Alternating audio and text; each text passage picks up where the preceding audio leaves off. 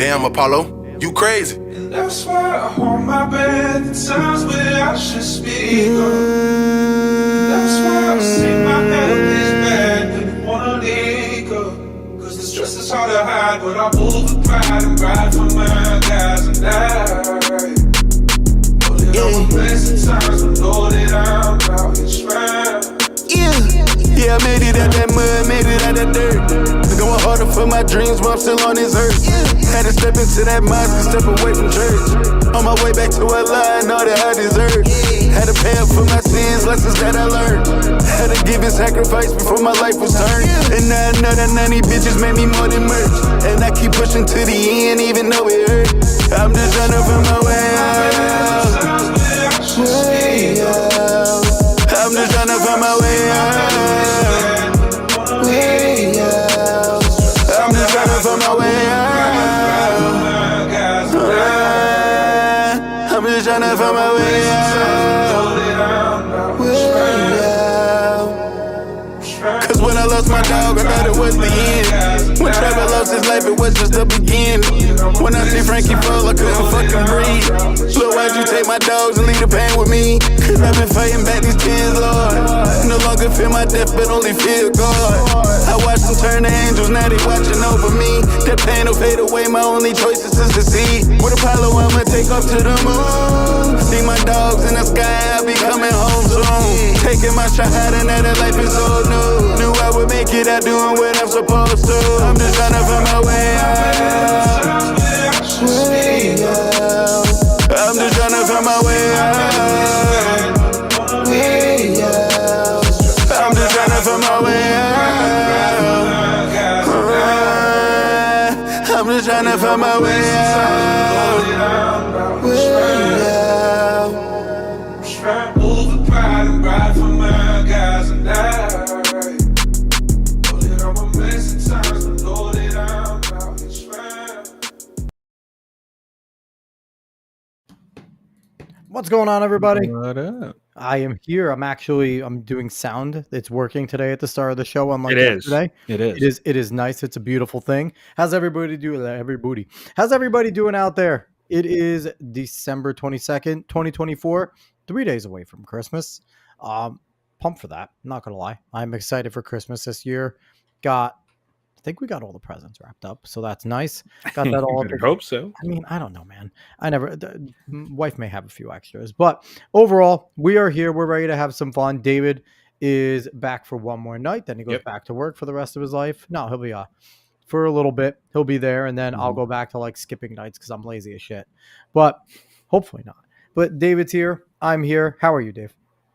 I'm doing pretty well. Just looking up some stuff. I may have added a little something, but that's a surprise for when we get to it. You always do, and that's why we keep you around, because you add things and you add things to the show. You are an addition to the show, contrary to what other people may say to you. I'm actually excited to get to it, Oh, whenever we do, because you're gonna be surprised. Oh, You're not gonna know what to say about it. I'm cautiously excited. I guess, is what I will say. What's up, Nate? Cautiously excited. What's going on, Nate? So, quick preamble. Epstein client list. We still got to get it out there. Cash Patel, do your goddamn thing. That's quick right there. So, Helene and Milton victims, victims. I guess they're victims still, but they're suffering from, the things that are going on there. And there will be more victims because FEMA doesn't do shit for them. So there will be people freezing and potentially freezing to death. So I can't speak tonight, but That's okay. please do what you can for them, whether it is sending gloves and it's a jacket, pants, long johns. I don't care if it's like knockoff Under Armour. Like, send something. The adults and the kids, you see plenty of stories every single day about people just trying to survive and surviving off people's kindness and things like that. So keep on doing what you do there. Like I've said, mercury1.org is a group that I trust. And, until they break that trust, I will continue to shout them out as a place to go to do these types of nice things. We're going to keep on FEMA. We got to make sure we don't let the memory hole of the looking over Trump supporters during the initial phase of the rescue and helping mission over in North Carolina. So we need to make sure we keep pushing to shine light on that and get some answers. Moms for Liberty, keep on supporting them. I'll always say donate $1 if you can. Just $1. That's all you need, because if everyone that voted for Donald Trump gives $1, that is, what do you get? 76 million this time around? 75 million? Yeah. Something like that. 75, 76 million. That'll be $76 million in their coffers to battle for us, for our kids at school boards and state and local level electors, to get woke bullshit DEI out of there. So that is a cause worth supporting. And lastly, don't let up after the Trump victory. If you listen frequently, you know my preamble about just, go find your election, go get involved, but it's worth it for your kids and everything like that. So please go do that. All right, Dave, let's get into the fun stuff.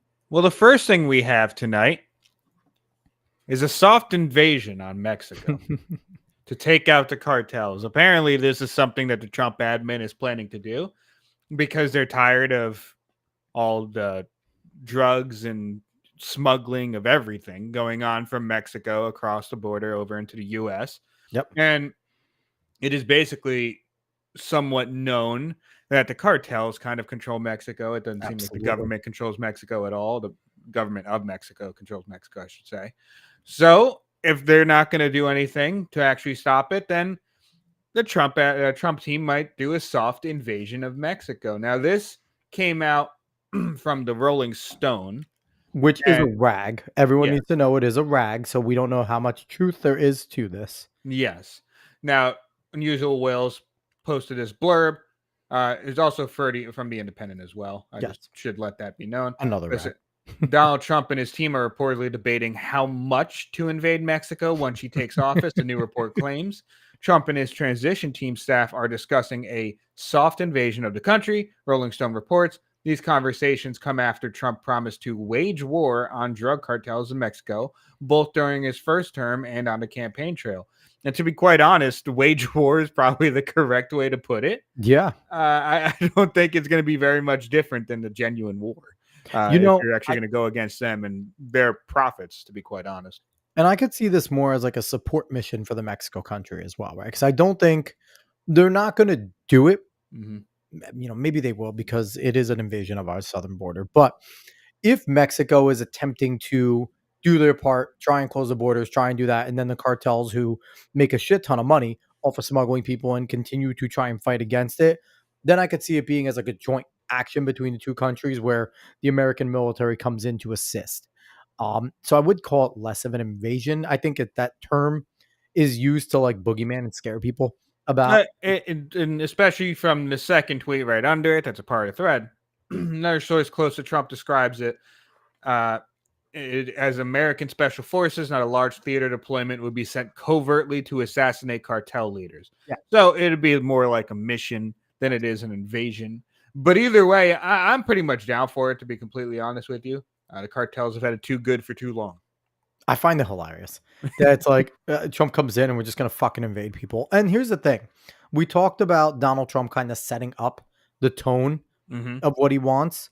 This is not a message to Mexico. In a way, maybe it is that we're like supporting you in your battle against these cartels, but it's a message to the cartels. It's also just like, cut the shit. Yeah, I wouldn't even, or we're going to fucking come. We're going to do what Mexico can't. I wouldn't even qualify it as supporting Mexico. It's mostly just, no, we're tired of the shit that's coming from your country. So if you're not going to fix what's happening that comes over to us, then we're going to fix what's happening. Like, overall, it benefits Mexico. Yeah, overall, it would benefit Mexico, but you also have to think of that, like, so much of it's propped up by cartels, so it's a rebuilding effort, and it's another like kind of vacuum situation. It is. Yeah. So it'll be interesting to see. It's in our own self-interest, 110%, but it's a good way to think of something. I just see it as posturing more than anything. Again, it's setting it up. It's sending the message to the cartels. It's a threat. Yeah. It's 110% a threat to the cartels to be like, stop your shit. We gonna find you, hide your kids, hide your wife. Exactly. So we're going to move on from that. Also, funny enough, this space is over here that Chrissy Mayer is hosting right now. What is it? Well, no, it's not space. Simcast. Dude, Amfest, that was ridiculous. I don't know if you saw some of the stuff that came out. What happened? Milo and Laura Loomer got into a argument outside about either one talking shit on each other. I think Milo talking shit on Laura. Bryson Gray and some guy fought. It is some weird stuff going on. But like God-fearing Bryson Gray struck another man. Was it righteous indignation? Well, I didn't follow it. Himself, I didn't follow it very much. I think the other guy wanted to fight him because Bryson said that like his gay friend was an abomination or something like that. So I'm not entirely certain. Where's the video of that? I think I saw a little bit of it. I didn't watch it fully. I just scrolling on my For You. I saw some stuff going on. Wild. Yeah, it's been a crazy time over it. I mean, the shock jocks battling each other between Laura and Milo doesn't surprise me. Yeah. Laura is like one of the biggest zealots of all time, and Milo's a former zealot, right? He's a former Trump zealot that kind of got pushed out, and Laura just says whatever the fuck she needs to say in order to stay in the good graces. Yeah. I made a joke about Laura yesterday because you know it is kind of like if Milo apparently not gay Milo now. I don't believe that for a second. So it was clarification. He's still gay. He's just fighting the urges. So he's not gay. He's just not going to engage in those sexual activities anymore. So he's still gay, still attracted to men. And the reason why is because I was watching a Timcast with him on it. And I think it was like Seamus was on with him. And he's like, wait, how does that work? And he's like, I'm still gay, but I'm just not going to engage with sexual activity with men anymore because I'm finding Christ more. Like you're still an alcoholic. Recovering. He's a recovering gay, I guess. Is that what you're going to call him? Yeah. But you listen, if it really is like he claims to have found God, like he claims to have found Jesus, and that's the reason why he's not giving into his urges. He's not straight. He's not attracted to women. He's just not going to continue to live a lifestyle against the Bible, which if that's what he's doing, I can respect that part of him. I don't know if it's I don't really trust him. Milo's funny. Milo's very funny to watch. The guy's hilarious. The way Milo moves is hilarious. Like I don't trust him. No, because he doesn't give a fuck. Yeah. That's the thing. Milo doesn't care. Milo is that gay friend that you bring around because he always starts shit and it's always funny. Like that is Milo Yiannopoulos. Yes. So yeah, he's funny as hell. I agree. Yeah. But hopefully we do our soft invasion of Mexico. I'm down for a lot of these things. I'm not going to lie to you. Trump's pushing some things that I'm just so down for. Yes and no. But the thing is, he's so anti-intervention, anti-military that like he's not going to want to do this. He will do everything diplomatically, everything threatening he can first before he gets to this point. But he's anti-big war. He's not. I don't know if he's anti-ops mission. I don't know if he's anti. This isn't a war. This is get out. Exactly. That's what I'm saying. Like he's anti like a genuine big war. But if this is just a mission that you can send out a couple teams to go and be like, look, take out these guys. That'll take out like a certain. And it's kind of like, I don't know if he's opposed to come back and give me a reason to blow you all up. Like, we're gonna do our special op. We're gonna kill your leader. Try to come across that border and do some shit. Yeah, like I said, I don't know if he's opposed to that at all. To be completely honest with you, because I think he would rather do that than have something else bigger happen. Now, from everything I've heard described, though, we always talk about like the terrorist organizations and things like that. The cartels are significantly more dangerous because they are significantly more wealthy, more organized. They're militaristic. They're militaries. They're small militaries because that's when we saw, the Mexican military bombing El Chapo's fucking place. They needed to be careful. It needed to be a legitimate military action because you're going against another militia military type group. And we haven't heard shit since, right? Like that happened. El Chapo stuff is still going. It's not like they stopped doing their organization, and it's kind of like Mexico did it, and they kind of have retreated. They didn't keep pushing against El Chapo and the cartel. So it's going to be, it'll be fun. Like, listen, January 20th is going to start some really fun shit, man. Yeah, I'm excited. I can't wait. Another reason I can't wait is that apparently Donald Trump, he said he wants to buy Greenland again. This is per Axios this time, and we have a selfie of Trump after his purchase of Greenland. Who buys a country in 2024? Like, this is like some like the Louisiana Purchase shit. Like, who buys a fucking country in 2024? It's like, if I'm Greenland right now, it's like, what do you say to this? The guy, he's threatening to violently take over the Panama Canal, which apparently the Panama president was like, we're going to, every square inch belongs to us. And I think Trump went back and was like, we'll see. Like, I love it. Like Trump's a dickhead, and it's like, but he's now announced that he wants to take back the Panama Canal potentially violently, soft invade Mexico with special ops, and again wants to buy Greenland. Like he is a mad fucking scientist, and I love every moment of it. Yes. Yes. I do want to also buy Greenland. Look, 51st state Canada, buy Greenland, make that Why just do you want Greenland? What is the value of Greenland? why not?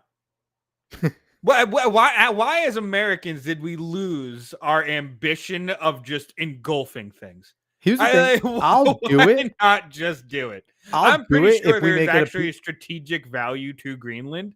There probably is. if we I make don't it a penal necessarily care colony. about that. If we make it a penal colony and just that's where we send all our fucking criminals, they go to that's the island they go to. Like your rapists, your murderers, like we don't give them death penalties. They go to the island and they need to survive on their own. They get nothing. And that is their colony, Greenland. No, I don't. I mean, like, I don't care what we do with it. I'm just. It's just, why not have the ambition of just say, yeah, like that's mine now. Why not? I mean, we're not taking it, we're buying it. Yeah, exactly.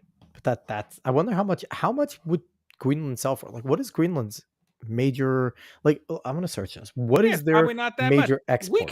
We can definitely afford it. We can 100% afford What Greenland. is Greenland? Well, we can afford anything. Like we just print money, so that's not a fucking problem. And you know, honestly, during Trump's shrimp and fish, that's kind of valuable. But we already have fucking Boston and stuff like that. Like, Yeah. Greenland's main source of income is the fishing industry, which it accounts for 90% of its exports.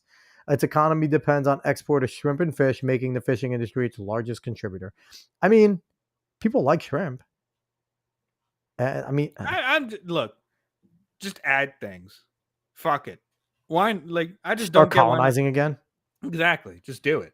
I'll add Greenland. Things will get better. I'll add Greenland if they're gonna vote fucking Republican. The only way I'll fucking add them is it because I don't want to add Canada because you know Canada's gonna vote like California. Outside of Alberta, they fucking suck, right? Look, we're gonna add Greenland. It's gonna be renamed Trumpland. No, Baron. It'll all be good. No, he'll name it after Baron. It's gonna be like it will be Baronland. Lisan Al Gaib, Baron Trump. He is Lisan Al Gaib. Listen, I buy into the time traveler theory and that Steve Bannon is actually Baron and he knows what's gonna happen. Like, I love that fucking theory. That's why Steve Bannon is so on top of everything and trying to steer everything in certain ways because he is from like the Terminator apocalyptic future.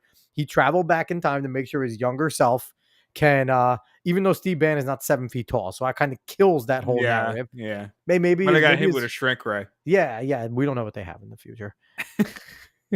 But yes, we'll be buying Greenland. There's a lot that's going to be moving and shaking in the Trump administration. Why do we need another place that's not a part of the Continental, just like halfway across the fucking world? And why not? You know what? Actually, I'm cool with it if they have a military division that's just Vikings. We have our longboats over there. They have to be Vikings again. They can't no firearms. They are the ones like we just send them into random places with Viking hats and fucking swords and shit and axes, and they just start. We send them in the Middle East. Like they're the ones that clear the fucking mountains. They just Viking it up in there. That is the only way I want Greenland is if we make them Vikings. Well, the good thing is when we get it, we can decide whatever the hell we want to do with it. So we'll move on from that. Apparently, China has warned the U.S. to stop arming Taiwan after Biden approves $571 million in military aid, which is like $6 right now. Yeah. Taiwanese officials continue to raise concerns about Chinese naval ships and military planes being deployed to the region. So, I didn't read this, neither did you. No, but I'm a little surprised that we gave anything to Taiwan. Now, we seem to only give things to places after they're already in a war. Well, this isn't the first time he sent over a package to Taiwan. Yeah. But it's whatever. Like you said, it's basically $6, and it's just a bunch of back and forth right now. I really do think if China were to do anything with Taiwan, they would have done it already, especially under Biden. I don't think that they're actually going to try anything under Trump. So I wonder if Trump is going to try and get Hong Kong its agency back. Mm-hmm. because Hong Kong was just eaten up during COVID. Like, we forget Hong Kong existed already, right? Like, it's already just a figment of our imagination. The one China policy started, and Hong Kong's gone.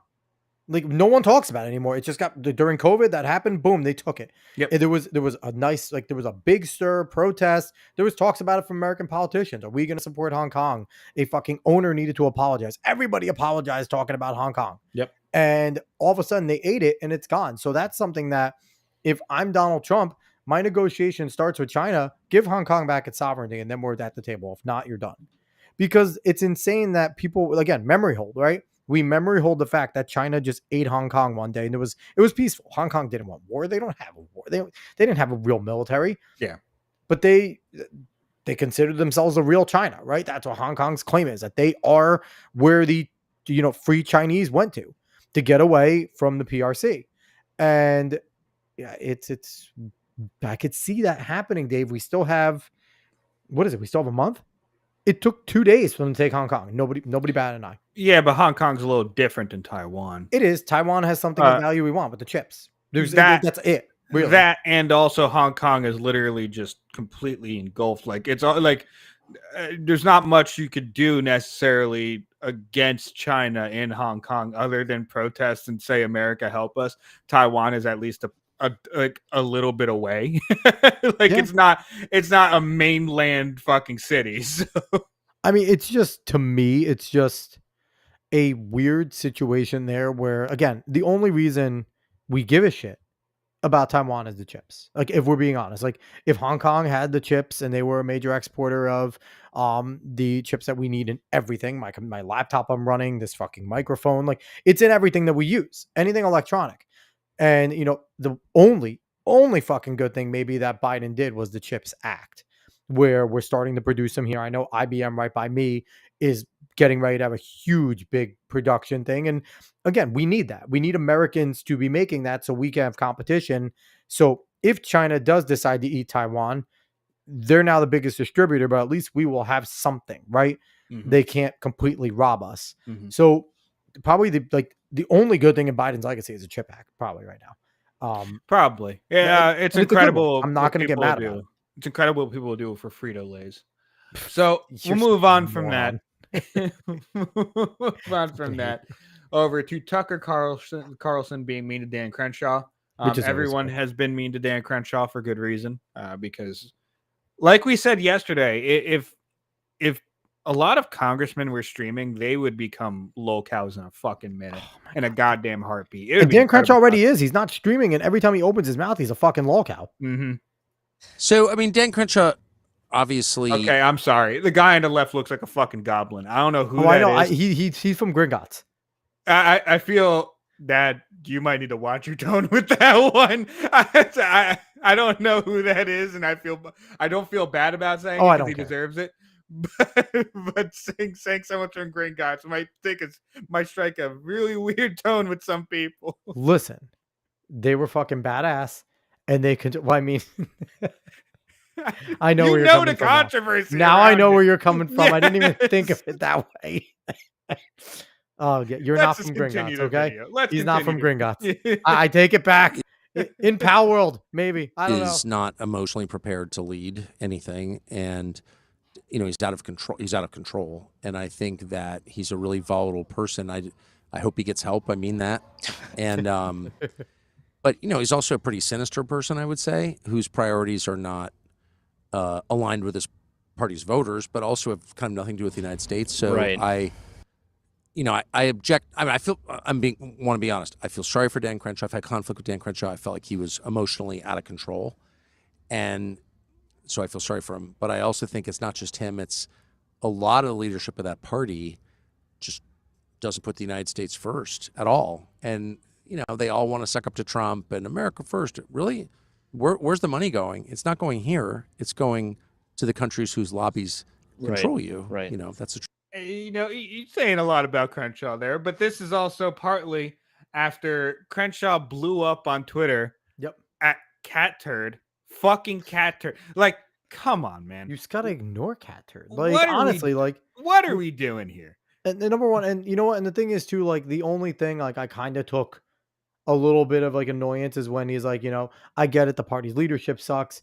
Then he starts talking about, oh, we're just trying to suck up to Trump. And it's like, you know what, Tucker? There's a difference between sucking up to Trump and trying to push through his agenda, right?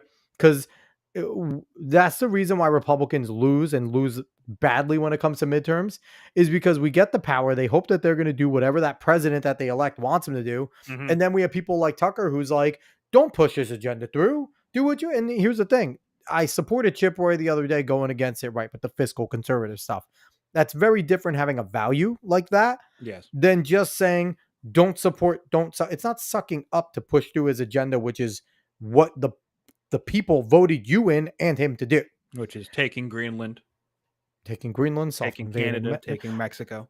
Oh, listen, if our sphere of influence just becomes we just take everything, like, would Milei just like be like, I'll become the governor of Argentina, have us too? Like, I'd love it. Are you kidding me? Dude. We could look. I say it all the time that there is a difference between running America and running like a country like Argentina or like Sweden. Like there's a huge difference between those They're things. more homogenous than we are. But there is a lot to learn from what Milei did in Argentina and how they are doing right now. Yeah. So you can't do everything that he did because there is, like I said, there's differences. But there's a lot to learn. There's a lot you could take from Milei and be like, look, a lot of it just afuera.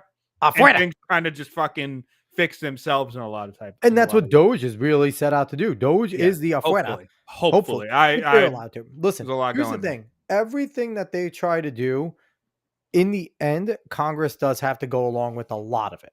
Because there are things that Trump can do as the executive when it comes to getting recommendations. Right?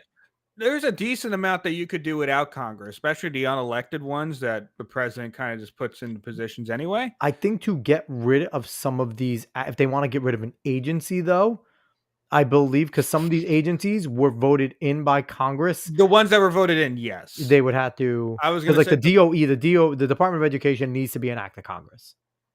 Okay, I'm not entirely sure which ones were voted in. I will say that, but I'm saying the ones that were voted in by Congress, yes, you need more of an effort. But the ones that were just kind of made up, no. Oh yeah, no, they can get the fuck out of here. No, but it's going to be difficult with all the intelligence agencies, right? Because I don't think any of them were actually just poof. I think they were all. I think in order to get those types of clearances and those types of people in there, Congress needs to at least be. I don't know. I'm not a constitutional lawyer and things like that. I'm not up on that, so we would need to find out. And here's the thing. I forget. I was listening to the Glenn Beck show today, and Charlie Kirk brought up a good point. Even if Doge comes on every single week, and even if they're not necessarily as effective or able to do what we want them to do with eliminating, they just come in and shine a light and talk about all the waste, everything that's going on, all the uselessness, and just bring it really out into the light so that X can go crazy, the American people can go crazy and things like that, and we can bring it out.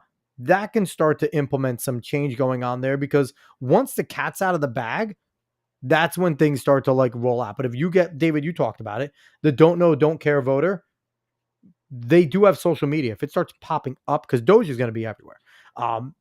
If it starts popping up on their feeds and people start sharing it, like people that aren't necessarily super political, it'll start to connect more and more. So it would be effective in that sense as well. I hear that, but I also don't necessarily trust people to keep that ball rolling. I'm not going to lie. That's to you. True. I don't blame you. So enough about like eye patch McCain and those in Congress. Love his fucking eye patch. Yeah, they're just a whole bunch of bloviating people who cannot keep it together on social media. There is one thing that I agree. I think Carl Benjamin has talked about it a couple times, and a bunch of other people. But sitting congressmen, sitting people that have like political power, just should not be on social media, dude. No, it should only be their press offices. It's so maybe bad. Just talking about what they're possibly doing in the community, and And you know what? The only thing I do want them to do, though, they should have to come on and explain their votes every time. Yeah. They should have to explain their votes to their constituency. And that might be the only reason to use social media. Yeah. They can come on. They can make a short video. They don't have to do live. They could do a staged video about why I voted, what I did, what it means to my constituents and the American people. And everyone should be, that should be a mandatory thing. It's not going to happen, right?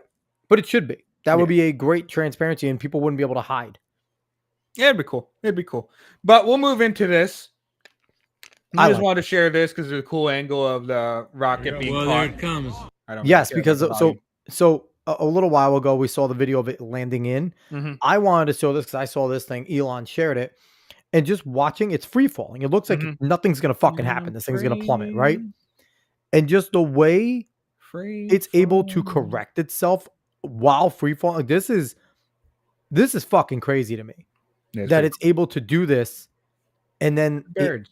lands in perfectly. Like this is I couldn't imagine watching it because a small mistake and that thing fucking explodes. But now you have a thruster that can now be reused Yeah. instead of wasted. I I think that's awesome. I can't tell because, like, look, you obviously it's fixating itself to the point where it needs to go. But like here, I can't tell if some of it's actually just straight up caught on fire, or if that's another part, and that's like just my eyes in the wrong spot. It could, for me, I was looking at that, and there could be mini thrusters to fix it. Yeah, Like, I could see because that. the only way it's going to move like, sideways angle is it. not by that Yeah. trajectory. Yeah. And it could be mini thrusters because it looks like they're getting like little puffs Mhm. to try. So it's possibly mini thrusters on the side. Yeah. But I That's just fair. thought like this is just fucking sweet. And if this is the future that Musk, and now obviously if it's successful, everyone's going to take it, right? Mhm. And I don't think Musk is going to try and hide it from everybody. I believe he's the type of guy that, especially with something like space travel, he doesn't give a fuck how we get to Mars. He just wants to get there. Mhm. So if it could share it with everyone else and they start using it and things just start getting better, like this, I don't know. Me being a nerd like this is one of the biggest things to happen in space travel Mhm. in the last like 30 years. The fact that we don't have to waste these boosters, that the millions upon millions, billions of dollars going into putting in the fuel, creating these, making them able to be used. Now we don't have to spend over again, right? We just have to refurbish. So now you're cutting in half. Mhm. These boosters can now be used within the next year as opposed to having to rebuild them consistently and not be able to do another mission with that for another 3-4 years. Like this changes the game because now Elon can fire multiple, and this is why he was so ready when they needed an emergency to go up and help save those, try and save the people on the International Space Station, because he has these rolling. He's ready to go. And he even said after she got sick, Elon came out and was like, hey, we have another one ready if you want to send someone else up there. Like he's so confident in his product and he's doing shit like this that, again, just like good Trump, bad Trump, good Elon, bad Elon. This is fucking amazing, Elon. Elon will go down as one of the greatest men in history if he continues to do what he's doing with space travel. Yeah, it's really neat. It's really neat. What is not neat? Your addition to the conversations are. Well, I mean, there's not much more to say, to be completely honest with you. What is not neat is what has happened today. I don't know how long to keep this on. I'm not going to blow up the pictures, but no, it's terrible. And I didn't find, because there's video of it too. I did not put the video up there because again, it's another thing like the car going through in Germany. It's unnecessary to be seen. Yeah. So today, a man was arrested for setting a sleeping woman on fire in a New York City subway, and he was a Guatemalan migrant. Criminal alien.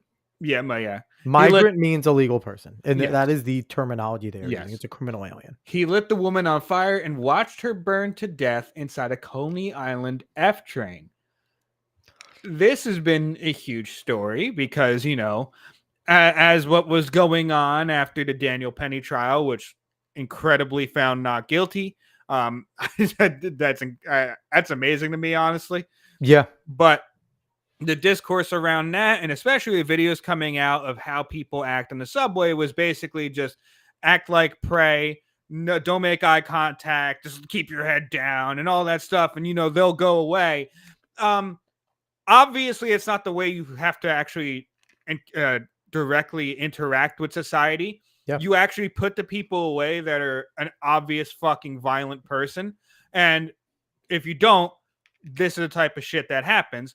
And also, why was he here? That's true. But also in D-Day Cobra, Jeremy Prime tweeted one of these that we have a few of them up and said it right. Fucking, this is what happens when Daniel Penny even gets arrested and goes to trial. Nobody wants to help. Yep. And the thing is, that's what drives me crazy. I don't care if you don't touch this guy. right? Whatever. You don't want to fucking get involved with beating this guy up. What happened to Daniel Penny?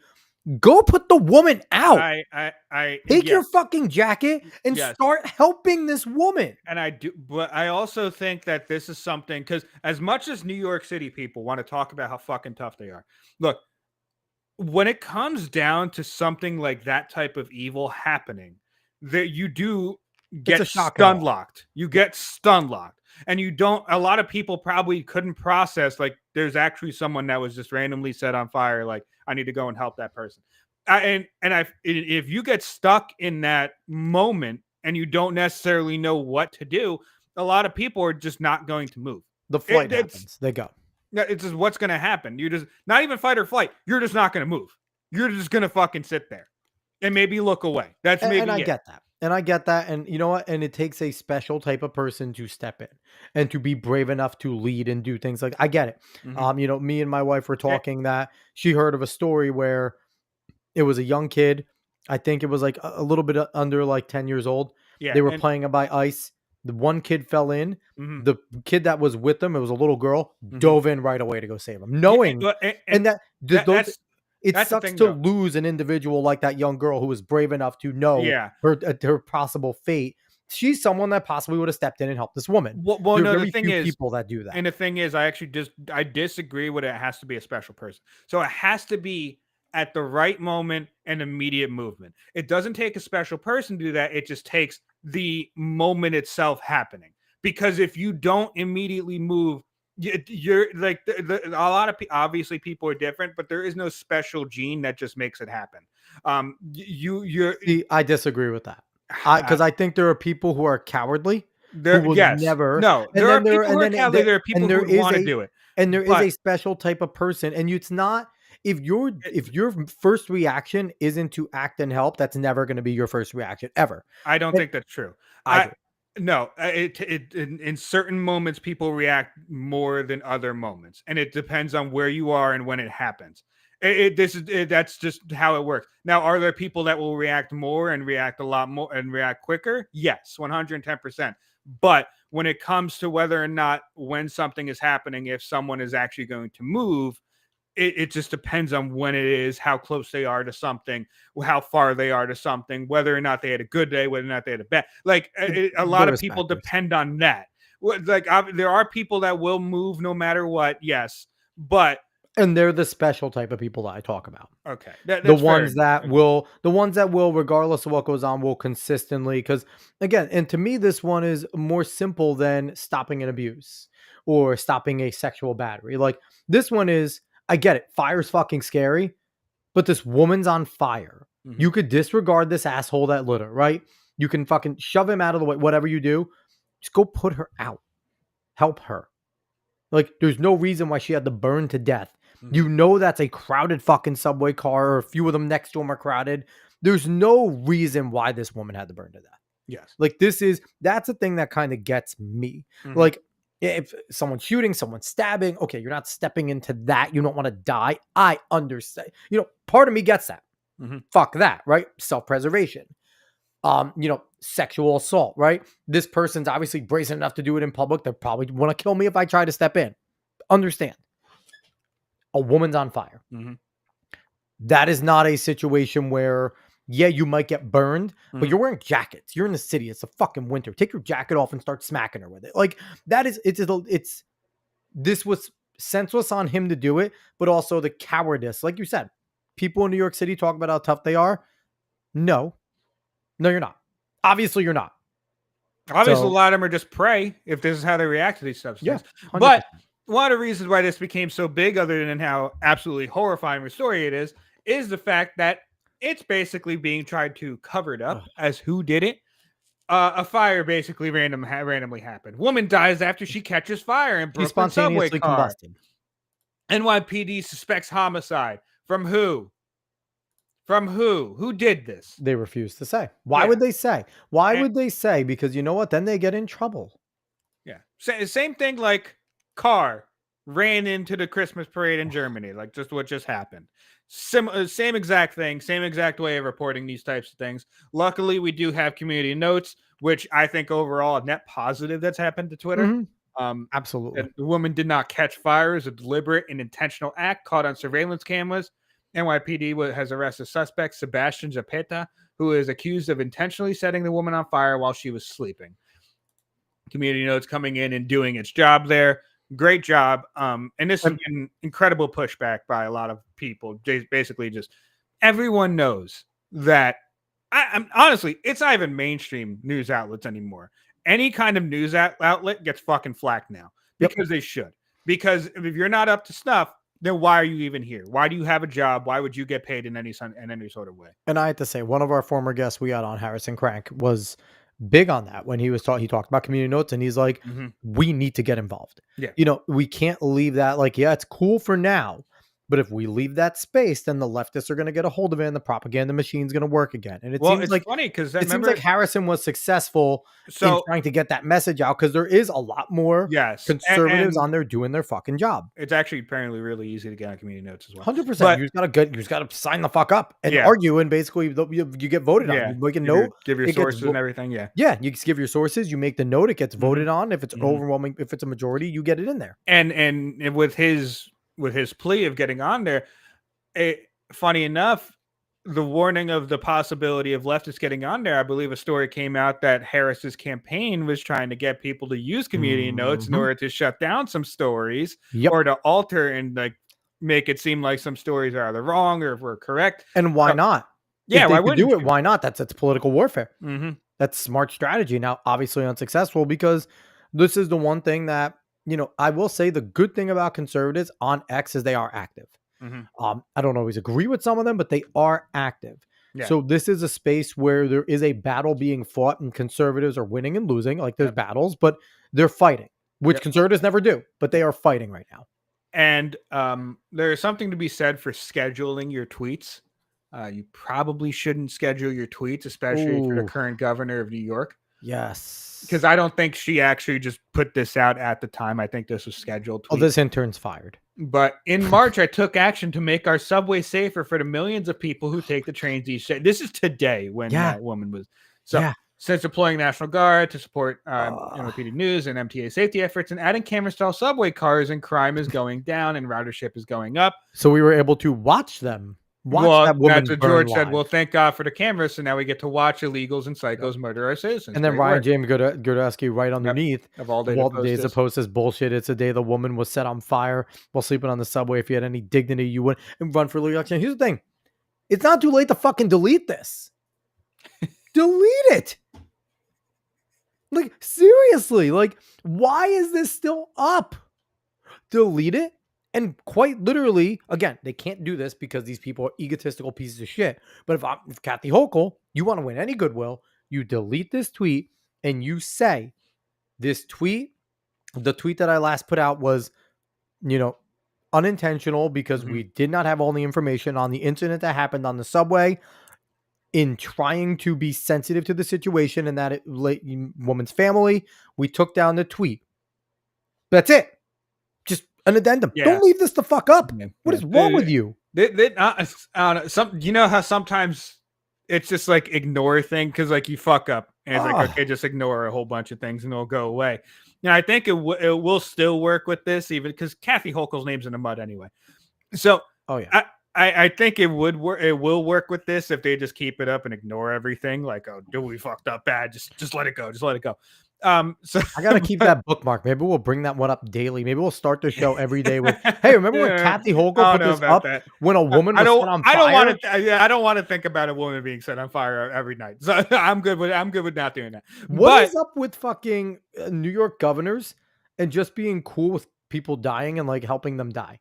Cuomo fucking murdered a bunch of people in nursing homes. Hochul was sitting there being like, "You're safer as women are getting burned to death." Like. You gotta ask New York City people about that. I'm not gonna. Yeah, because they're the piece of shit that keep voting for them. You gotta ask them about that. I'm sorry to tell you that, but you gotta ask them because apparently, like, oh, this is just part and parcel. I promise I didn't vote for Kathy Hochul. I voted for fucking Lee Zeldin. Lee Zeldin would have been dope. The Legend of Zeldin. Oh, I love Zeldin. But yeah, we'll see if she ever. I don't think they will. They haven't yet. They would have. Oh fuck! Saying there's probably no good day to schedule that tweet. That's true. That There is is no good day. But you know what though? On all of the days, like, and you know that they are sitting there in the office going, fuck. Of all the days, this fucking Guatemalan piece of shit couldn't have waited till I mean, tomorrow. Like, for me, if you really want to just go ahead and do a whole 180 on this tweet, you basically just say, come out and say, that's it. This guy obviously set her on fire. It's on camera. He set her on fire, watched her fucking burn to death. Death penalty for this guy. Like, if you want to do that, then that'll New be York doesn't have one. it doesn't matter. That'll be a whole 180 of here's like, something- look, this is very obvious. It was very intentional. We watched him do it. This isn't no deep fake situation. The guy doesn't even care about being arrested. He obviously just didn't care about this at all. Death penalty. So here's something that my wife brought up, and this kind of folds into this. That Luigi Mangione, whatever the fuck his name is, Mhm. he's getting charged for terrorism charges, right? Mhm. Federal terrorism. And Mhm. she was like, you know what? Fine. But why the fuck don't school shooters get that? School shooters, they get off half the time. They get slapped on the wrist. They don't. And most of them They, are dead. a lot of them are dead, but when they get caught, they don't get charged with terrorism, which they should, right? Why Yeah. the fuck isn't this guy? These are some crimes right here. Like, yes, This guy would not be charged with terrorism. There was no political motive for this guy. He's just insane. make one up. Make one up so you can That's- elevate it, because New York doesn't uh, have the death penalty, so we can kill this fucking guy. Just do it anyway. I get it, but New York can't. They have a law against the death penalty. Like, Everyone says they can't until they do. It's all about political will. I mean, vigilanteism is not a fucking good thing, though. It's all about political will. Agree. But Listen, I agree with you. we'll move on from this to this little video here. I actually didn't watch this. You pulled this. Listen, it's a good speech by Glenn, but it kind of falls into what we were talking about. And this is about infiltrators on the same stage where fucking Cenk Uger was. comes on fucking 30 minutes later, 20 minutes later. Yeah. Good job, Charlie. Good job, bud. Okay, we'll watch this. Independence, the original first draft, which I brought last year. Not to be anything, but has Glenn Beck ever looked skinnier right now? Like, I remember watching him on Fox News. He was a fat fuck. Like, he actually lost a ton of weight in the last decade. He probably had to. He's probably going to die if he doesn't. Oh, he talks about it all the time that he doesn't, like, he still loves eating. He'll never actually be skinny, but he lost weight because he thought he was going to die. Yeah, But I do have to say, good for him. he doesn't looks less like Colonel Sanders now, and that's an issue. I mean, he does still dress that way on the show. He still has the fucking circular glasses now. He leans into the meme. Good. But anyway, keep going. In Thomas Jefferson's hand is missing one word in the title, and that word is unanimous. The unanimous Declaration of Independence from Congress. The original draft was not unanimous. John Hancock knew everybody's got to raise their hand. We have to vote on every line, because if there's just a little space between us, any space, the king will see that light and he'll weasel his way in and he'll break us all apart and he'll divide us and then he'll hang every one of us. So we have to look for the light that is between us. We have to know who the good guys are, who the bad guys are, who's actually on the team. So pause it real now quick. that we have all the So this is where we get to the nitty gritty of it, because I think, and we'll finish this, but I just want to put this real quick. I want to set that out there. What he's talking about and what is currently going on are two very different things. So I'm just going to put that out there before we finish it. So go ahead. this popularity, suddenly Donald Trump is cool with everyone. We have to make sure those who wear masks are not coming in and claiming to be part of this team, and they have no intention of being on the team. And that's the thing. So what I meant by what I said is anyone that knows going back or watched him, he goes back to the founders of Constitution, Bill of Rights all the time. Good, right? That's a good foundation, always have. Mm-hmm. But what he's talking about there is that they needed to be so ironclad because they were trying to overthrow the strongest government in the world at the time.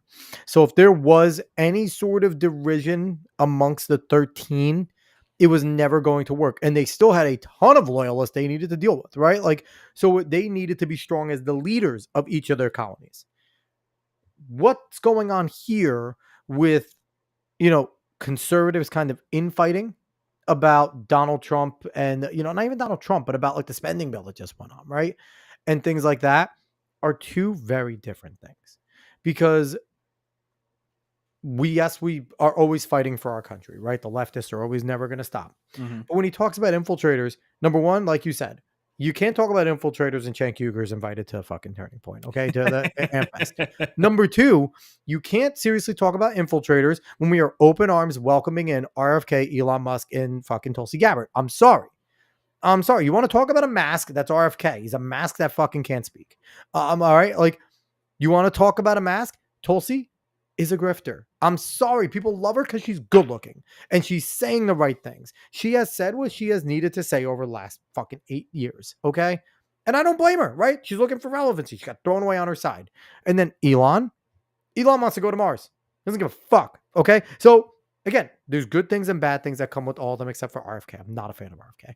But when you give that speech, and we know where it's directed, right? Because the CR just went down. Mhm. And it's like, yes, we know the rhinos in Congress. We all know who they are. But to go after the Freedom Caucus, who are the ones standing up against the CR because of it added, because they didn't fucking do the separate spending bills, that's the wrong people to go after. And to basically, and Glenn, I couldn't find the clip. I want to bring it up. Glenn was also saying, we need to give Trump 100 days. We need to just kind of trust him and Elon because, you know, listen, Glenn Beck has met Donald Trump multiple times, talked to him, he's friends with him, met Elon multiple times. He has a different relationship and a different trust level. Mm-hmm. I don't trust them because they're politicians and they're all sleazy. I voted for him. I want him to do the right thing, but I'm not going to sacrifice my values to say, I trust you to do the right thing. Because no, fuck that.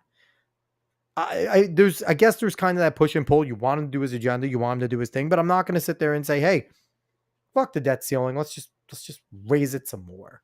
Like, I don't know. Dave, what do you think? I think when it comes down to the whole CR debate and the debt ceiling is I think some people don't understand that Trump doesn't necessarily care about the debt ceiling. He doesn't care about debt at all. He never did. No. So there was an obvious part that he was going to fall on that debate. Mm-hmm. This has just been known. So I think it's weird that people kind of expected him to go any type of way. Now, I know it is annoying that he doesn't want people to primary like Lindsey Graham and stuff like that, because those are the people who usually stop the genuine kind of movement that the GOP needs. But I will also say this, and I'm going to continue saying this. I actually completely agree with Jesse Kelly on this, is that the issue lies with the people who keep voting these people in. Absolutely. The issue lies with the people. The people that are a part of GOP, the people that claim to be a part of GOP are the fucking problem with the GOP. Yep. Not just the Congress people, not just their no, it's the people who vote them in. Yep, 100%. So that's one of the biggest issues there. So when it comes to that debate, I would rather fall on the Freedom Caucus side, but I also don't like Chip Roy very much. Like I know you don't. I don't mind Chip. He's fallen on when it comes to that. It may be his only good thing. When it comes to actually being a conservative in any other way, he's been fucking terrible. But I like Thomas Massey. I like Tim Thomas Burchett. I like Corey Mills. I like Yeah. Andy Biggs. There are people there that have been against it that I trust and like more, that still were one of the 34 that didn't vote for it. Yeah, but to hear Chip Roy bloviate about something like that when he's also the one that in every fucking socially conservative way is the worst type of person. I don't need to hear that from him. But yeah. I listen, I agree on that sense. But again, I think good with the bad at times with that. I think the issue is that when it comes to fighting against the left, they are in lockstep in so many ways. And yeah, obviously they fight inside, but when it comes down to the nitty gritty of getting shit done, they're in lockstep of doing those things. And to be factual about that, rhinos are also in lockstep of doing those things with them. So I actually completely understand when people say like, look, just fucking get it done, because we need to actually move something. We need to, a lot of people are scared of a pendulum swing. The thing hasn't fucking moved. It's been stuck there. It's been, whenever there is a chance, and I know people are terrified of it, whenever there's a chance of movement, it just doesn't fucking happen. So, I just think it's like being careful with it. That's where I fall. Yeah, we've consistently been careful with it over the years. How has that helped? That's the genuine question here. How has that helped when we've been careful with it over and over and over and over and over again? That is my insistence there, is that there is nothing but carefulness that's been happening on this consistently. And I don't blame it when you first start wanting to be careful, but when you consistently get nothing done, when you consistently actually completely aid and abet the managed decline of USA, you have to wonder why you keep doing that and why you keep stun locking yourself into this movement of, well, I don't want to go too far. Well, I don't want to do too much. Like, you know when there is a stopping point. So you should actually do a little bit of movement in some direction. Listen, I'm for you on that. Mhm. I believe, things need to get done, Mhm. but then I also think that there's some principle, and I'm on both with that. Like, I don't just say, hey, blanket, do whatever the fuck Trump wants Mhm. all the time, every Yeah. time, because No, there's times where I'm he's not wrong. saying I'm not saying to do whatever he Yeah, yeah. wants. But I agree. When you can move the ball, you need to move the ball. Yes. And I agree with that. So, and listen, they did, regardless of what the Freedom Caucus wanted, Yeah. they did. Yeah. So the ball got moved, Mhm. but I just dislike this message from conservative leaders Mhm. saying, hey, just trust them. Just trust them. Because Mhm. whenever we hear just trust the government, I don't care who's in power. That's always a bad thing. Always. Mhm. 100% of the time. So that's where I fall. And I like Glenn. I listen to Glenn Beck's show basically every day. Glenn's awesome. But he is very much on the side of, we just have to do what Donald Trump wants for 100 days. The fuck we do. Mhm. The fuck we do. I think the genuine question needs to be asked here is how dire do you think the genuine situation is of falling into communism where you will say, okay, we need to get something done? Because for me, the farther and farther we go left, and the less and less we actually get done on it, the quicker and quicker it gets to the supposed precipice that everyone's afraid of. Yeah. Yeah. Listen. Yes. And it's a battle, because it's like, when do we just say, let's get a dictator in there and let's move it, and let's move the fucking ball, what people will clamor for. and let's exactly, get it. And we don't want, but the strong man is the fall of the republic. Like, that is it. That is the first sign, because you get the conservative I am strong going man. to reference Thomas Sowell here. But hold on real quick. You get that conservative strong man, they're in power for a little bit. And then once the people eventually get tired of it, because that's part of what this is, Mhm. the right will wear out its welcome, and then the pendulum will shift. But Mhm. then once you get that person on the left, that's where the totalitarianism comes in, and it's over. Once you get that strong man on the right coming in, it's over. Mhm. You'll have a little bit of good time in our view, right? Somewhat. I don't like totalitarians. And then once that pendulum shifts, it's gone, because the communists come in and it's over. And my thing is that I'm not going to keep actually litigating this, but it's just a real quick. Go ahead. Is it even really like, even what he's saying, is that like a strong? I don't think it's a strong man thing. I just don't think that is. Like, that's not what that is at all. It's not just, the strong man doing that. I don't think that's what it is at all. I think we have clouded our vision of what that actually is. If we were to actually see it. Listen, I think that there's a good debate to be having, though. Mhm. And we'll see. It's going to go on. It's going to go on throughout all 4 years of Trump, because, like I said, and the thing is, the battle is Trump isn't a conservative, right? Mhm. So he's not going to do all conservative ideals. He's going to do things that we agree with. He's very Yes. into free speech. He's a part of some of the things that we agree with. But when it comes to fiscally conservative things, he's not a conservative. Yeah. And this is going to be the battle of, when do we let him go with things because we're going to get the positive later? Mhm. But when do we put our fucking foot in the sand and say, no, this is not worth what you're seeing, because we don't believe what your outcome is going to happen, right? Yeah. Like, there's that battle there. And I think it's a good battle to be had. It's All right. Well, we're going to keep moving. Yeah, keep it going. Now over to, I kept looking at this. I've never seen the True Social logo. Well, it's Breitbart, though. It looks I like know. Telemundo. I've just never seen it. It looks like Telemundo to me. So it does a little bit. I just kept looking at it. I'm like, the fuck? Whenever anyway. it pops up on my phone, I first saw things like, when the fuck did I get oh no, it's truth. Like, I always think it's a Telemundo fucking app. I'm like, why do I have the Telemundo app? Like, and I don't. You should. Stephen A. Smith now regrets voting for Harris, says he's open to voting for Republicans. Now, this clip is 4 minutes long. It's only 3 minutes of him talking about it, but it's really good. I actually want to listen to most of it. Okay. If we can get it all in there. up there and dismiss So she that said. anymore. I think we're beyond that. He would have to prove a lot more. We didn't need the subtitles for this one. I don't know why they did that. I don't know, but that I- was very bizarre when I saw it. I was like, "What, Breitbart? What are you doing?" Yeah. I'm not talking about policy now for a second. Allow me to say this. What concerned me about Donald Trump and the reason I voted against him and voted for Kamala Harris was because I felt that he would be divisive, that he would create chaos because he demands such a level of loyalty and fealty to him. And pause it that real would quick. take priority. It's exactly what we were talking about, right? Whether you're just going to go in lockstep with what Trump wants and just do what he says, as opposed to opposing him on principle. So, listen, that concern, when I hear that concern from people, and you look at your Alex Brucerowitz, your Laura Loomers, your some of your diehards, I kind of understand it. Your cat turd, right? If that's what they're getting, you kind of understand. And there's a lot of still MAGA people that are fucking crazy when it comes to shit like that, where the moment you disagree, automatically you're out. And that I, from an outsider, from a Democrat or even a potential former Democrat here, I can understand that look, even though they did the same shit with Obama. I was gonna say I can't. That's exactly. I can't. You can go fuck yourself with that look. Listen, I agree, and we bring it up all the time with the Obama fainting shit. But listen, when the pendulum shifts, they're gonna go back. Yeah, he did also say he could KO Joe Rogan, which is hilarious. He said, let's be honest, if I connect with my right hook, Joe Rogan's going down. It's like, motherfucker, Joe Rogan will eat you.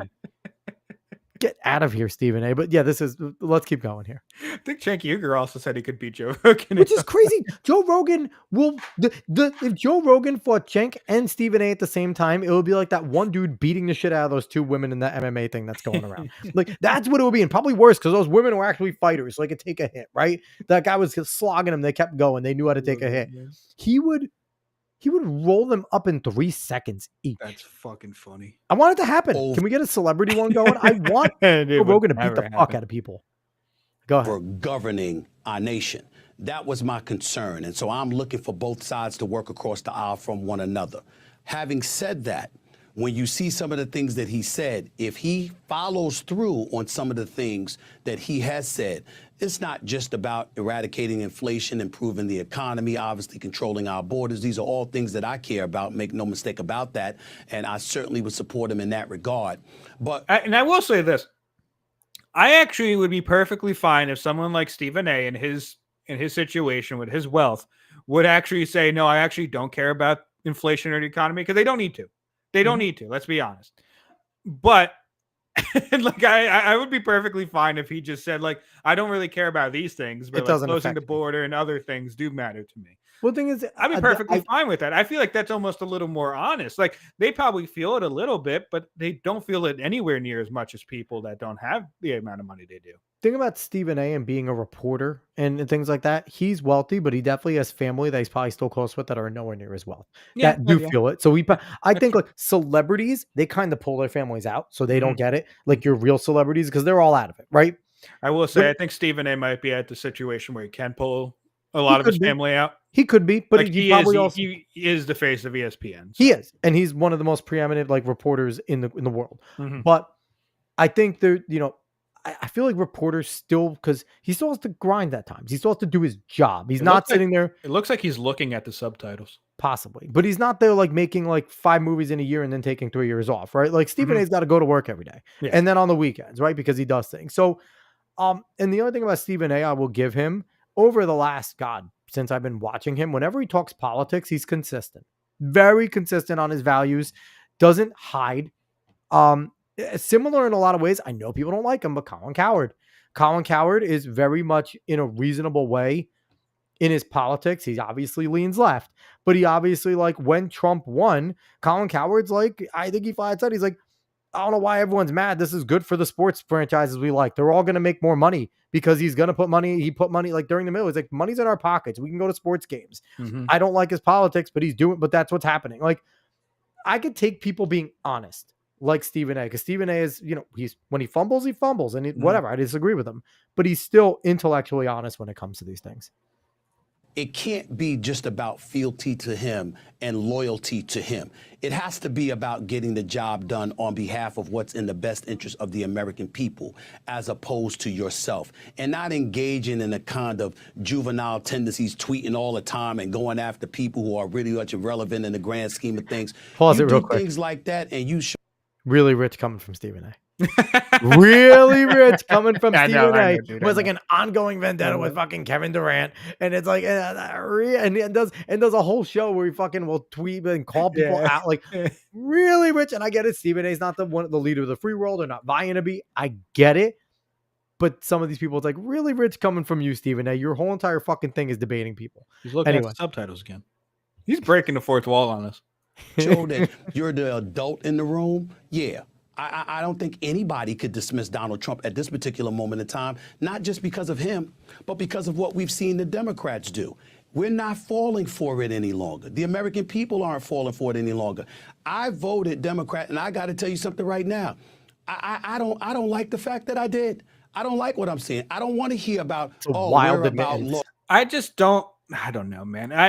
I don't get the mind space you have to be in to have not realized this before. It's the same thing like the WSJ report that came out. Actually, we should have covered this. I forgot about it completely. But the WSJ report that came out about Biden being senile and stuff like that, and they knew basically the whole fucking time. It's like, yeah, everyone knew the whole time, and everyone knew that you've been lying. We know they hid him during consistently. COVID. Yeah, just during the full fucking campaign leading up to 2020. Here's the everyone thing, Dave. knew this. When you're in a position, like, here's the thing, we're Jets fans, right? We're not going to stop being Jets fans. The Jets obviously hate us, from their ownership to their staff to their players to the flight crew to the people serving us popcorn. Hold on real quick. They fucking hate us. We'll never stop, even though the Jets should have no fans, right? The Jets should be a franchise that's in New Mexico or Mexico City. I've said this. We need to relocate the fucking franchise, but we won't stop. It takes a lot for us to change our loyalty. And I think it's very similar in politics, especially when you grew up a certain way. Stephen A is obviously in his 50s, maybe 60, getting there, right? I think so. He's been a Democrat his whole life. It is hard to sit there and to come around to where he is and go, maybe I've been wrong my whole life. Maybe everything, and Kamala's a black woman, and I kind of like some of the things. I just think it's hard to come to where Stephen A is now. And I think it's hard for a lot of people to admit it, so they just keep on voting and hoping that it's going to get to where they want it to be. Republicans do it. I know. Look at the assholes we vote in. No, I know. I see what you're saying. We voted for Romney. I think it's just a weird mind space to be in, to say like, oh, maybe I did it wrong my whole life.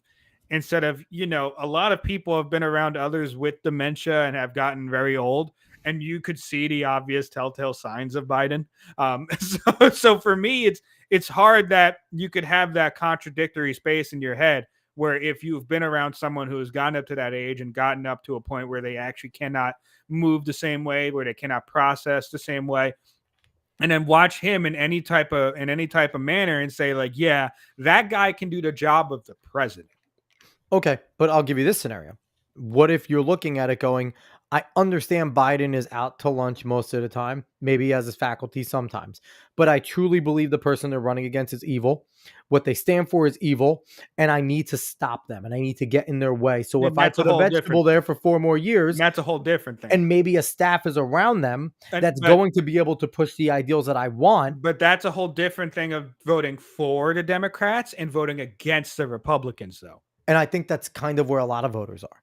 Right. Yeah, because I'm saying it up, but that's not Stephen A's framing here. That's my thing. That's not his framing here. His framing was voting for the Democrats. That's the mindset. That's a mindset against Donald Trump. Nobody voted for Joe Biden. I'm directly saying about what he is saying. Agreed. Not what because I'm not disagreeing with you. That is a general mindset of a lot of people that voted for Biden. But off of what he's saying he voted for the Democrats because he wanted to vote for the Democrats, not because he thinks that Trump is uniquely evil. He did also say, though, that he doesn't like his ego. He doesn't like the fealty. He doesn't like that. And that's part of the personality. But that is different than a unique type of evil, though. Yeah, that's true. Okay. Let's keep going. we're about a law. Nobody's above the law. Nobody's above the law. But then you go out and you pardon your son, and you try to blame everybody else for it. I don't want to hear about defund the police. I don't want to hear about, what there should be open borders. I don't want to hear this stuff. And I don't think most of the American people want Which, to hear again, that. you could pause it real We're quick. thinking about the state of... It goes to what you're saying. Mm-hmm. It was obvious. Defund Yeah. the police was during things were Trump's time, obvious. and Kamala helped it. Open Yeah. borders were an obvious policy of the Biden campaign, and you're still voting for Kamala. Again, it gives credence to what you're saying. Mm-hmm. I'm giving you that. of affairs that's in. We're not about America only, but being about America and prioritizing what's going on in this nation with the desolate and the disenfranchised and everybody else in between, and looking out for the best interest of what it is for America. That is not a crime for an American politician or a commander-in-chief or a senator or a congressional figure to have that mentality. I want them to have that mentality. So I think about things along those lines.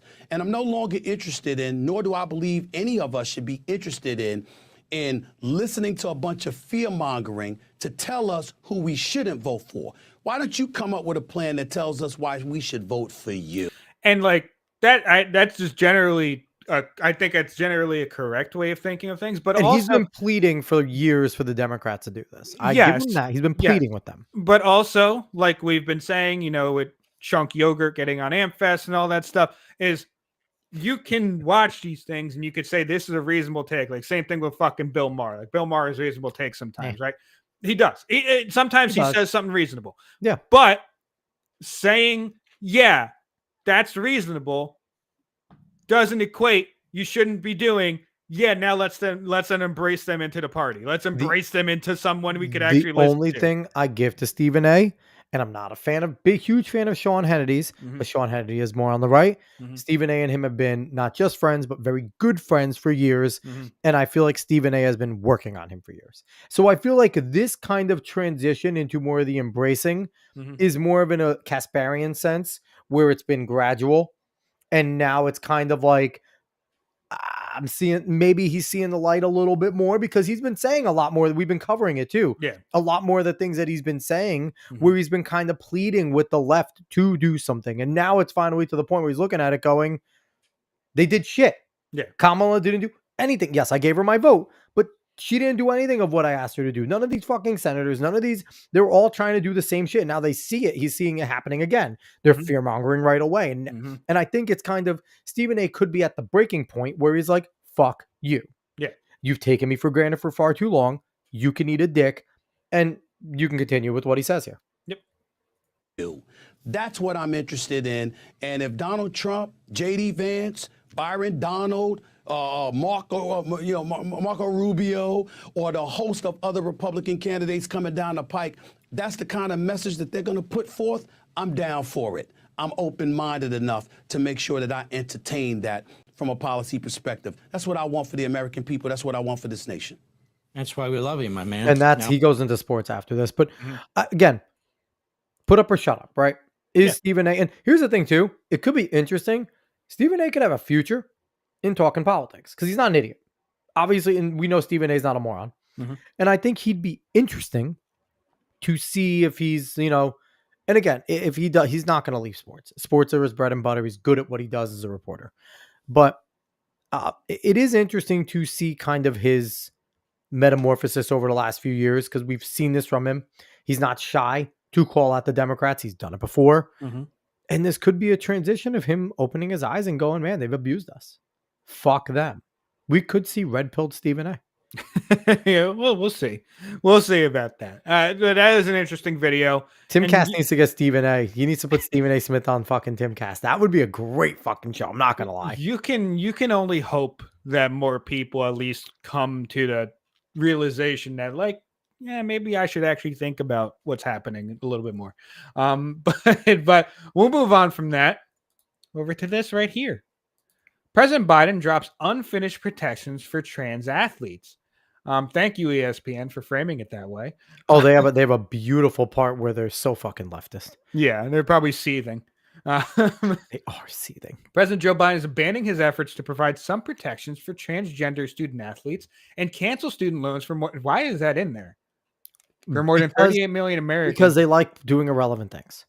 The first steps in an administration-wide plan to jettison pending regulations to prevent President-elect Donald Trump from retooling them to achieve his own aims. So once again, That's how they're putting it. That's a good hope right there. And it's like, so Joe Biden's trying to fuck over the coming administration of people that voted for change. Mm-hmm. That's all it says right there. Mm-hmm. All right, keep going. Yeah, it's a pretty big cope. The White House expects to pull back unfinished rules across several agencies if there isn't enough time to finalize them before Trump takes office. If the proposed regulations were left in their current state, the next administration would be able to rewrite them and advance its agenda more quickly. And I think someone said this, and Congress maybe need to enact a law. The president should not be able to do anything in this interim outside of its like normal functions, right? Like it should not be able to do radical changes. Should not be able to go to war unless attacked. Like the things that are going on. Well, president shouldn't be able to really go to war. We have the presidential police actions. You know what I mean? Like they should not be able to conduct ops. Unless they were thing that votes for war. Yes, but if there's already a special ops thing going on, okay, finish it. But they can't authorize another one, right? Mm-hmm. You know what I mean? Like there should be certain limits on what a lame duck president can do during this transition time. Go ahead. I'm just going to skip this real quick. For the regulation on transgender students, the Education Department said it was withdrawing the proposal because of ongoing litigation over how Title IX, the landmark law preventing sex discrimination, should handle issues of gender identity. Oh my God. Go ahead. It's worse. It gets worse. Keep going. In addition, the department said there were 150,000 public comments with a range of feedback, including suggestions for modifications that need to be considered. So let's keep going. Department wrote, what do you want? Kate Shaw, keep going. After Kate Shaw, I don't care about her. Not unusual for administrators to speed up or slow down rulemaking. It's more typical for a federal government to race to finalize regulations during a transition period. Can be difficult when there's a time crunch. Biden's rule on transgender sports were proposed in 2023, but was delayed multiple times. It was supposed to be a follow-up to his broader rule that extends civil rights protections to LGBTQ plus students under Title IX. Which I hope Trump comes in and he said he's going to roll back right away. The sports rule would have prevented schools from banning transgender athletes outright while allowing limits for certain reasons. For example, if it was a matter of fairness and competition. That's the whole argument! And that's the thing. I read that and I was like, wait a minute. So schools could still ban them. Like this, it was almost going to do nothing. It was almost going to, here's the thing though. It was going to be a plant my flag. I did this for you. But then when you read the fine print, all the school's going to be like, that's a fucking guy. It's going to hurt my women. This thing is a transgender kid. So I'm good with this article. Well, they do say, they say at one point, assigned at birth, which I thought you would enjoy that. It's right there in April. Read that one. In April, a bill passed the House of Representatives with a party line vote that would have barred transgender athletes whose sex assigned at birth was male from competing on girls or women's sports teams at federally supported schools and colleges. Oh, I dislike these people. Yeah, how terrible is that? Like, good job, ESPN. Who is the it? Fact, it's not. It's ESPN no News one. Services couldn't even fucking put their name on it. And it says the AP contributed to this, so they're just hiding behind. Couldn't even fucking put their name on it. I figured you'd enjoy this that. You'd enjoy that one, Dave.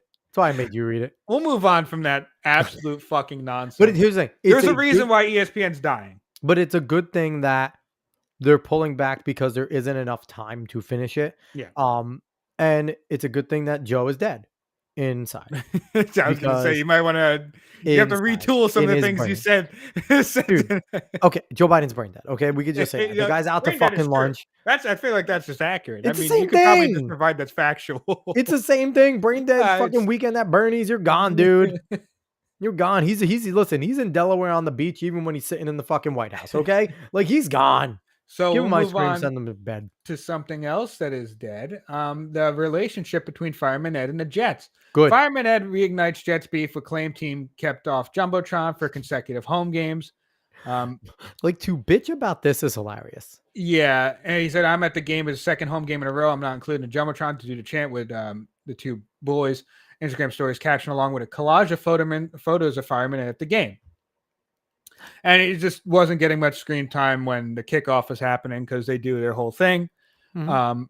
And you wanted to say something about this particularly. So years ago, when it started, basically when the Jets went from this kind of logo that they had in the 90s mm-hmm. to the Namath era logo, they needed something, right? They were going along. They had Parcells, they had Vinny T, and Fireman Ed came along. I think it was during the Pennington time. It wasn't at that time. I think Pennington time is when a random guy in a fucking fireman hat started to do a JETS chant, like it became big. That chant was already there, but he really was animated and active and started to do the fucking arms and getting everyone, and it was huge. It honestly, one of the best chants in the NFL is the JETS Jets at the kickoff. When it's in unison, when the game is going, that's fucking cool. If you've ever been there, if you're a Jets fan, it's fun to be a part of. And Fireman Ed was a big part of that. Now, I think it was during the Sam Darnold years or Geno Smith years, he just up and decided. I think it was, around Adam Gase. I think it was that he just up and decided, I'm done. He wasn't going on. He gave up his season pet tickets and he was done because the franchise is so fucking bad. It was during the Idzik years, I believe. I think it was that, like, Maybe, he was done. I can't remember. And he left the team. But he didn't want to be involved. He wasn't a super fan anymore. And he was gone. And then years later, Fireman Ed decides he wants to come back. I'm sorry, bro. Fuck off. Okay? Like, we liked you. You were fine. You were fun. You're a goofy fuck. And you led the chant. That was dope, right? They even gave the dickhead a perch. I remember they gave that asshole a perch. Okay? But you left your fandom. Like, I'm sorry. Maybe he watched the games at home. I get it. I'm not a season ticket holder. But you outwardly, like, he made statements about how he was done. Like, that was a big deal. And he wanted to fucking be in the limelight and things like that. You left, dude. Voluntarily. Nobody kicked you out. You abandoned the Jets. The Jets were down. They sucked. They suck now, okay? They always fucking suck. They're the New York Jets. But he abandoned them. And over the last few years, he has been the biggest bitch in all of Jets fandom. And there's some bitches in Jets fandom. Don't get me wrong. He's been the biggest one. Last year he fucking cried about it. This year he fucking crying about it. Dude, it's done. Fireman Ed doesn't exist. You're not a part of the Jets. You could be a fan. You are a regular fucking person now, dude. Nobody cares about you. You left. You're an asshole. Period. So get over yourself. Please stop covering this fucking guy, okay? And listen, there are much better follows on X that are they're real fans. I don't always agree with them, but you have guys like fucking MYJ Matt. MYJ Matt's dope, okay? I consider him a much better super fan than you ever fucking are, okay? Put his ass on the Jumbotron. But no, I'm tired, and this is the last thing we're going to bring. I'm never bringing up this fucking guy again. I wanted to bring him up one other time, and you said no. I'm never bringing up this fucking guy again.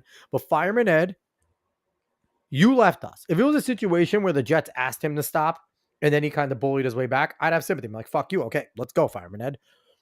Dickhead made it a fucking big deal that he was leaving the team. I even believe he wrote something about fucking leaving and not being the super fan anymore. Bro, you're out.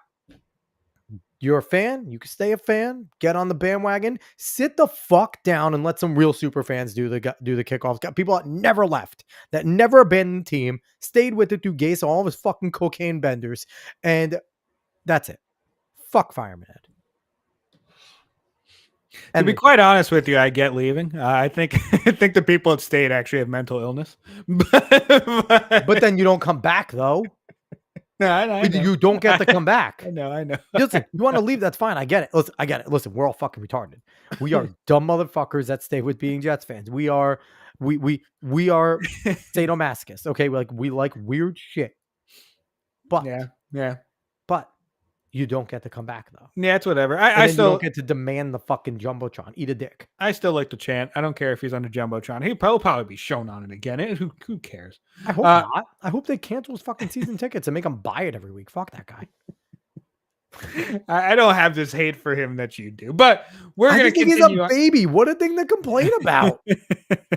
I'm not on the Jumbotron like I used to be. Fuck you, bro. Like, get out of here. Like he's supposed to. Like, it's his right to be on the Jumbotron during the kickoff. Like, he had a good 6, 7, 8 year run where he was on it every fucking time. Mm-hmm. And then you left. The door hit you in the ass. It should stay locked. I feel like the Jets should just banish him. Like, shut the fuck up. Banish him from the stadium. Just put him on the Jumbotron while he's outside trying to get in. Every kickoff, there should be him at the fucking door trying to get in. Fuck that guy. Anyway. All right, so we're gonna move on to the one that I added. He's gonna beat my ass one day. Yeah, it'll be deserved. It'll be deserved. Mateus Madonça says he'll never train without a cup again after surgery sidelined him for 2 months. He suffered a fractured penis in Brazilian jiu-jitsu training. I did see this. Now, all of the stuff is in Spanish or Portuguese, I guess. So I didn't want to. I didn't care about going to an article, but yeah, this is bad. Wear your cups. I can't imagine. I can't imagine the pain. I'm not gonna lie to you. I don't want to. Having a broken dick. Yeah, sidelined for 2 months. Fuck, man. And he had to have surgery too. Yeah. Like, what a like. I don't even. I'm speechless because I feel so bad for him. Mm-hmm. Like being a guy, it's like being kicked in the balls is bad. I can't imagine breaking my dick. Yeah, straight up fracturing it. Straight up fracturing it. But like, how do you fracture it if it's flaccid? I don't know. Like, did he have a hard on? Yeah, Nate's saying right when you said that. Not supposed to have a boner. Oh, sorry, go ahead, Dave. Not supposed to have a boner when you roll. Yeah, like that's the thing. Like, look, he's Brazilian. you know how they are in Brazil. So, but it's like, but seriously, like, I wonder. Like, I don't want to look it up because I'm not putting down my computer. But someone else could look it up. Can a flaccid penis be fractured? David's gonna look it up. I'm proud of you, Dave. But it's like that's my only like thing. Like, I don't know. Like, it could bend your dick all sorts of different ways when it's flaccid, right? Like maybe if it's at like the core, like at the base. So, like, I don't understand. Help me. So the AI overview I get from Google says, what a fucking AI overview. Should have asked Grok. It says no, a flaccid penis cannot typically be fractured because when not erect, the penis is more flexible and can withstand more force, Certainly making it highly unlikely to rupture the tissue that would constitute a fracture. Dude, it's a fucking speed bag when it's flaccid. Penile fracture almost always occurs when the penis is erect due to increased pressure within the erectile tissue. But I think it can happen. It just depends on the pressure when you are like maybe he scored like a really good movie he's been working on so long, and the he thing just got is super excited and aroused. In BJJ, a lot of people are between your legs, especially in full guard, and so there is a possibility that there is a movement that put way too much pressure at the worst moment onto his penis and fractured it. The fact that he hurt his dick during a BJ is weird. You forgot a J. You got it. But yeah, I thought that's my only question, and I really hope someone asks him, like, were you hard? Were you rolling a half chub? Like, what fucking happened? Like, because you don't flaccid dicks don't fracture. Typically they don't. I'm gonna defend him and say he was flaccid. I'm going to do that. I'm going to choose to defend him on this one. I hope. What's that? He's already has the injury. There's no reason. What's to bring that the one insult. mildly decent looking UFC girl with glasses that gets to interview the guys? She's only there because she has big boobs. Nina Marie something. She's only there because she has a rack. No one actually cares about her outside of that. But I want her to start asking them all, like, hey, this happened. Have you ever been concerned while your dick was flaccid and you were rolling that it was going to fracture? Do you think this can happen, or was he rolling a chub? I mean, fighters need to be asked. It's a possibility. Fighters need to be asked. I'm going. Like I said, I'm going to defend him. I'm going to say it was flaccid. So I hope so. He does have blue hair. Yeah, but he's Brazilian yet again. So he probably was aroused. It was guys. Yeah, I get it. They're all fucking batting for both teams. We're going to move on from that to something else that is quite flaccid right now, and that is Disney Star Wars. Disney reveals $645 million spending on Star Wars show Andor. That's insane. So here's the thing. Andor has been one of their only successful things for Disney Star Wars. No. Because it's Andor nothing wasn't like necessarily Star Wars. successful. Andor was probably the best quality. I don't think it was successful. I think Andor turned them a profit. Because I think word of mouth got out, and then the Star Wars fans came in because it was good. No one talks about it. So I don't. When it was out, people were talking about it. Not very much. No, they weren't. Here's the thing. But the number is what shocks you, right? I didn't read the whole article. I just saw that and my eyes fucking popped out. Almost $750 million spent on fucking for the second season. See, it says the first season was a force to be reckoned with. Its audience score of 87% of review aggregator Rotten Tomatoes is higher than any other Star Wars show. It's not difficult to beat them. No. Which explains why a second season was given a green light. Notice how they don't talk about profit? No, they don't talk about it at all. Its score is even higher than any of Disney's Star Wars movies, with the exception of Rogue One. Success came at quite a cost. It didn't turn a profit. Which is funny because Rogue One is about the same actor. Yeah. Like I get he dies in that. Yes, he does. Spoiler alert. But it revealed that it's now up to $645 million for both seasons, and it spent $290.9 million filming the second season of Andor. And it'll go up to $280 million. That's wild. Mm-hmm. And now it's more than the movies. And here's the thing. I understand like there's probably a lot of effects. And they CGI everything, right? So it's like you're paying for all these CG artists, and that's the big thing. But it's like, I don't know. I don't know how they can justify this. I don't know how Kathleen Kennedy continues. Like, honestly, the only way Kathleen Kennedy's out of there is if she's on the Diddy list. Like, that's the only fucking way that they're going to ever get her. It's really funny because you can't even say Kathleen Kennedy is failing upward, right? Because she's already at the highest part of Disney Star Wars. So she's just consistently failing and just allowed to be there still. I can't wait until Bob Iger leaves and she's like the successor. They're going to name her the successor. No, she's too old. They don't care. They're going to name her the successor just so she can have the title. I mean, maybe if it's for like a year or for like months, but she's too old. She can't really be there. They'll never turn a profit on Star Hers, Nate. Yeah. Just like the MCU. Like I can't see it anymore. It's mind-boggling. I can't fucking see it anymore. Dude, I should have pulled it up. It was in one of the devs for Star Wars Outlaws. I think they were being interviewed or something like that, and they revealed that still someone has not gotten the achievement of a certain side quest after Outlaws has been out for like months now. And I saw Savvy was like, do I throw him a side bone and just go do it real quick? That's fucking incredible. Like, it's a bad game. Nobody wants to play it. That enough people haven't played that in order to get through and find things and just every achievement be done is for a Star Wars project. There's one thing for like Dustborn to not have that happen because Dustborn was a small thing anyway. Truly terrible. It was always going to be bad. It was always going to be like not a lot of players. But for a Star Wars project to come out and not have enough people to fully go through the world and actually achieve everything. Someone achieves something of value in that world in every type of way. Is incredible. You would think within the first 2 weeks a Zealot would go do it, right? Yes. But here's the thing. The only people that played it were fucking journalists. And the journalists don't that's untrue. Play video games. The game journalists don't play video games. So the only people who played it were streamers that were showing how bad it was. Like Mauler and like Rags and stuff like that. They should now have so I feel like the conservative, the right-leaning-ish streamers should now have a competition to see who could beat it first. They should have a competition now. See you can get these side missions. No, why would they go back? They already played through the game. They don't want to fucking play that thing anymore. Because I feel like it would be hilarious because then they can go to the dev and just be like, "You're welcome. Put my name in your history, motherfucker." I can't believe you would ever say that. I can't believe you would ever admit that. That's ridiculous.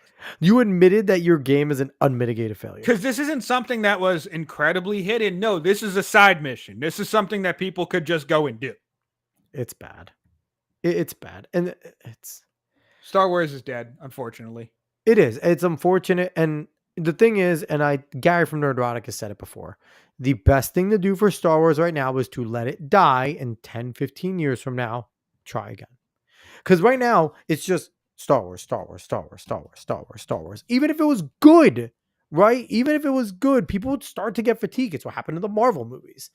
They were good, but we were kind of getting Marvel is also becoming shit though. Marvel's becoming shit, but you were getting more and more criticisms, even as the the end game and stuff like that, and the Thanos series was going on. It was people were starting to feel the fatigue of it. People would go. That's because Endgame was a little bit sloppy in how it ended it. Infinity War is actually a really fucking good movie. But here's the thing, Endgame Dave. was sloppy. Yes, but it had good payoffs. Endgame had good payoffs for people that wanted to see. But from what I'm saying is, we stuck through some of the bad movies during the superhero era and still watch them. They still made a money. Like Age of Ultron wasn't great. I'll still watch Age of Ultron, right? You know what I mean? Like there's some movies that weren't great. Like the first Ant-Man wasn't amazing. I'll watch it. We all did because it was still in that phase. But what happened was we were getting 3, 4, 5 movies plus shows, and it happened. Star Wars now, the best thing they could do is take a few years off. But the thing with Marvel during that time that's very different from what they did after Endgame is that all the connectivity of Marvel during that time happened in after credit scenes. The shows didn't have this genuine big impact connectivity. They were just kind of minor things that were apparently good. I didn't really watch the shows, but what was that? All you had was Agent of Shield, really, and Carter, and like but I heard none of the major heroes were in it. I think Carter maybe had one. I think Cap made an appearance, like peripheral, but like in Agents of Shield, it was a whole bunch of there was really no major superheroes in Agents of Shield. And they were both really good. Yeah, Agent Carter and Agent of Shield were both very good. Yeah, but. And then, you had your payoffs on Endgame, even though Endgame was sloppy. And then Endgame also gave us the whole women moment during the battle, which is insane. I remember being in the theater during that and be like, I can't fucking believe they did this. The theater probably groaned. They all probably groaned. I don't know. I can't remember. I did. I know I did. Absolutely. But after that, they didn't actually make any type of pivot in the way they made things. Nope. They didn't. And they went full on kind of Guardians and everyone's a comic relief character. And that's what made it shit. And you can kind of even see that with Endgame and stuff, with Thor being fucking fat and Thor not actually being Thor anymore. And here's the thing, though, and I think one of the things that killed it for a lot of people, including me and probably even you, if it was just the movies still connecting to each other, maybe. But the fact that if I didn't watch fucking Loki, I had no idea why Kang was the big bad. Like you didn't know shit, because then you would have went and watched Doctor Strange and been like, wait, why the fuck am I supposed to be scared of this guy? They didn't introduce him. He was just there. You had to start watching shows, and Marvel did it. Marvel and Star Wars did that. If you didn't watch the shows, you were lost for some of the movies, and it's like, why? Or in other shows, it was so stupid. And also, still is stupid. And also, like in Loki, now I didn't watch much of Loki at all, but like the fact that you basically just say like, oh no, we have Infinity Stones, they actually don't mean very much. Yeah. When your whole entire arc of your whole entire universe was that this is the most dire situation, and then you go ahead and play it off for laughs, like you just completely fuck yourself in that manner, which is utterly ridiculous to do. And it's completely and totally the opposite of what they did with when Hela was in the Thor movie, when she's walking around going fake. That's interesting. When she sees the fucking Infinity Gauntlet, she's like, well, that's really interesting. Again, what you said, like it gave the credence of these are really valuable. These are huge for this universe. And it's what really hurt them is the fact that it became very obvious, especially after Endgame, is that there wasn't a cohesive unit working on this to actually make, or at least there wasn't a lot of talk between the people making the movies, at least not enough to the fact where it could make a continuity that made sense consistently, where there wasn't all these holes and there wasn't all these downplaying of things that were impactful in other ways. Because you're just killing yourself, because these are all supposed to be connected. These are all supposed to matter in some way. And you obviously didn't have the same people working in a continuity with the movies that were supposed to be connected, either outside of maybe a director here or just the big shots, or a producer. It's really just like what Kevin Feige and whoever else he has under is supposed to know what's going on. Exactly. But obviously they didn't know enough. And Nick coming in saying, turn the MCU over to Ryan Reynolds and company, they'll print cash. For me, yes and no. Yes and no. Here's the thing. Ryan Reynolds is in a little bit of his controversy on his own, because there was that movie that came out with Blake Lively. It was supposed to be about a book. I don't know about anything. Well, about the actor in her, I don't know, but I do know that they basically told Ryan Reynolds to pound sand, because him and Blake both tried to get more creative things. And Ryan Reynolds in a movie that had nothing to fucking do with him wanted creative rights. So I think Ryan Reynolds is feeling himself a little bit lately, and he might have to take a step back. My thing is though, is that Ryan Reynolds understands Deadpool. He understands Deadpool. Yes. That doesn't mean he understands other Deadpool is a very specific character. Now, if you said turn it over to Henry Cavill, we might be talking. Now, I don't even know about that. Well, because the thing is, nerd.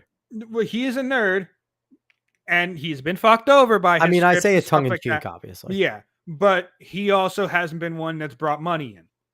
So... I mean, he was hamstrung by shitty scripts. He was. 100% he was hamstrung. He was a good soups with shitty scripts. He was hamstrung, but even actors that are hamstrung at times bring money in if people want to go see them. He brought a ton of money in for The Witcher. Witcher season 1 was massive. It was a perfect role. People were fucking people that weren't massive fans were singing "Toss a Coin to Your Witcher," man. Like they knew that. That's that also was big. very different. That's the marketable plushie of a song. Hey, listen, you got to get that marketability, and then people were knowing who Geralt was. Season 2 was okay, and season 3 was a dumpster fire. Yeah, but season 2 is when you saw like the fucking cracks. Obviously, MCU type of stuff.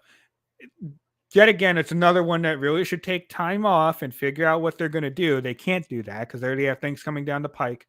Apparently, they are making a type of pivot. I don't know how true that is, but they need to go back to understanding that every single hero has a different tone in how they're supposed to be represented in their movies. Because that is one of the things that a lot of people are done with, is that it's just like, oh, nothing really matters.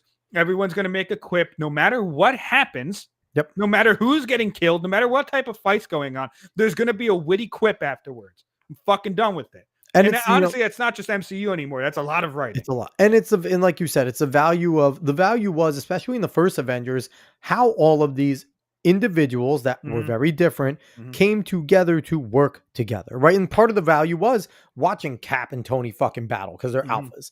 Who's going to be the leader? And then seeing them eventually come together, right? Like you said, now Nate coming over here saying he's the one that got Blade back. He does get it. That was an Easter egg though, because he was a part of the Blade franchise. Yes. And that was an Easter egg. And the thing is that like, there's a big difference between bringing Wesley Snipes back and letting him be Blade's a good thing. And no doubt, but Blade is also a different type of character than other characters. Like we're talking about, he's a peripheral Marvel. We're talking about fringe characters here. Because unfortunately, like I love Deadpool. I have a whole bunch of Deadpool comics. Deadpool's still a fringe character in Marvel. Absolutely. Blade is still more of a fringe character in Marvel. Punisher and those types of people. They're big and in a way, but they're not huge. Yes. So that's the thing. And Ryan Reynolds can definitely do some things right. I'm not saying all wrong, but you need to have the people there that understand these different characters and be able to speak to each other. And if they're actually going to connect this whole universe, be able to work with each other and be like, okay, I'm having this happen. How are you going to have this? Like, this is supposed to be a huge machine that really cannot have as many cracks as it does. And here's the thing, Dave, we have to also acknowledge, since Stan Lee died, there's been a lot of different direction that isn't been good. Like Stan Lee had some clunkers that were involved with him, but don't get me wrong. But for the most part, they went to Stan Lee. Is this character the way you and Jack Kirby basically fucking created him, right? Like, because those were the two major ones that made Marvel. And when Stan Lee passed away, the direction of the characters being the characters were gone. Because for the most part, when he was alive, we saw the characters that he created coming to life being themselves, because he was there to rubber stamp yay or nay. Now they didn't always take his direction, obviously. Well, but when he passed away, there was no, that's not correct. There was no authority. They became the authorities, and they didn't know what the fuck they were talking about. But Nate's also saying he's getting sued for cutting bullshit out of Deadpool. So I didn't know that. Didn't see that. No. I'd have to find that. But what really happened with Marvel is that it went from, it's a wrong way to put it, but it went from more of a form of a movie that has promise, that maybe has promise, that's not going to make that much money in Iron Man and other movies like that, to mainstream cookie cutter type of corpo movie. That's what happened with Marvel. That's one of the big things that happened with Marvel. And that's why thought Iron Man was going to be as successful as it was. No, because nobody could imagine how successful it was going to be. Yeah. Plus Wernick, Reese, and Levy can write well too, not just Reynolds. Yeah. Yeah. And no, there's a lot that goes into it. And look, honestly, it would be better than what they're doing right now. 100%. But it's a lot that goes into actually making this as successful as it was, because they were basically printing billion-dollar movies at one point. But again, it's at the point now where you've kind of wasted the youth of some of your main talent, right? Mhm. And again, they would do well to kind of just take a break, which they can't, right? They're not going to. Disney's not going to let them. But they took 2-3 years, 5 years, and just started to reset and reintroduce their characters. Yeah. It would be so much better. It would, because now when you try to reboot it, it's just like, who fucking cares, right? It's just boom, boom, boom. It's like DC. DC has a huge chance with Soups if Soups is any good, but we are really fatigued. We're fatigued. Like Robert Pattinson's Batman, whether it was good or not, it got a good reception, decent reception. But it's like we're fatigued with all the superheroes, especially all the same exact superheroes. But then when you bring in the peripheral ones that nobody cares about, they don't make money, like Blue Beetle, right? So it's like Nate coming in with Joy Behar and Tatiana. Hold up, where are you getting that from? Suing him and Disney. My question is, where are you getting that from? Yeah, where's that source, Nate? Because when I look it up right now, it's Mike Zero. Mike Zero is not a good source. I don't know. Mike Zero is not a good source. Joy Behar is fucking. Why is Joy Behar suing anybody? Because there was a meme about, She-Hulk was supposed to be in Deadpool and Wolverine, but I don't even think that was necessarily true. Here's the thing, though, and that's what would have pissed them off. Because if She-Hulk was actually brought in, she would have done and should have done her role that she does in the comics, typically comic relief, and they wouldn't have been happy about it. Because that is kind of where she is in the comics. Yeah, she's a serious Avengers West Coast member. Yeah, Nate, you're saying Mike Zero. I do not trust Mike Zero. Yeah, Mike Zero is not great. But I'm gonna let you know that she is a serious Avengers West Coast member. But Avengers West, but she's also very much a fourth wall breaking comic relief style, which they didn't understand and they tried to do terribly in the show. But that's kind of her role. And if she would have been brought in properly. I have seen a lot of things that Zero has pumped out that have been untrue. Maslany herself on that one podcast, it was obvious a tongue-in-cheek joke about She-Hulk being in Deadpool and Wolverine and pulling out. There's actually no formal suit that I could find off of it right now. And also there would be nothing to sue him over.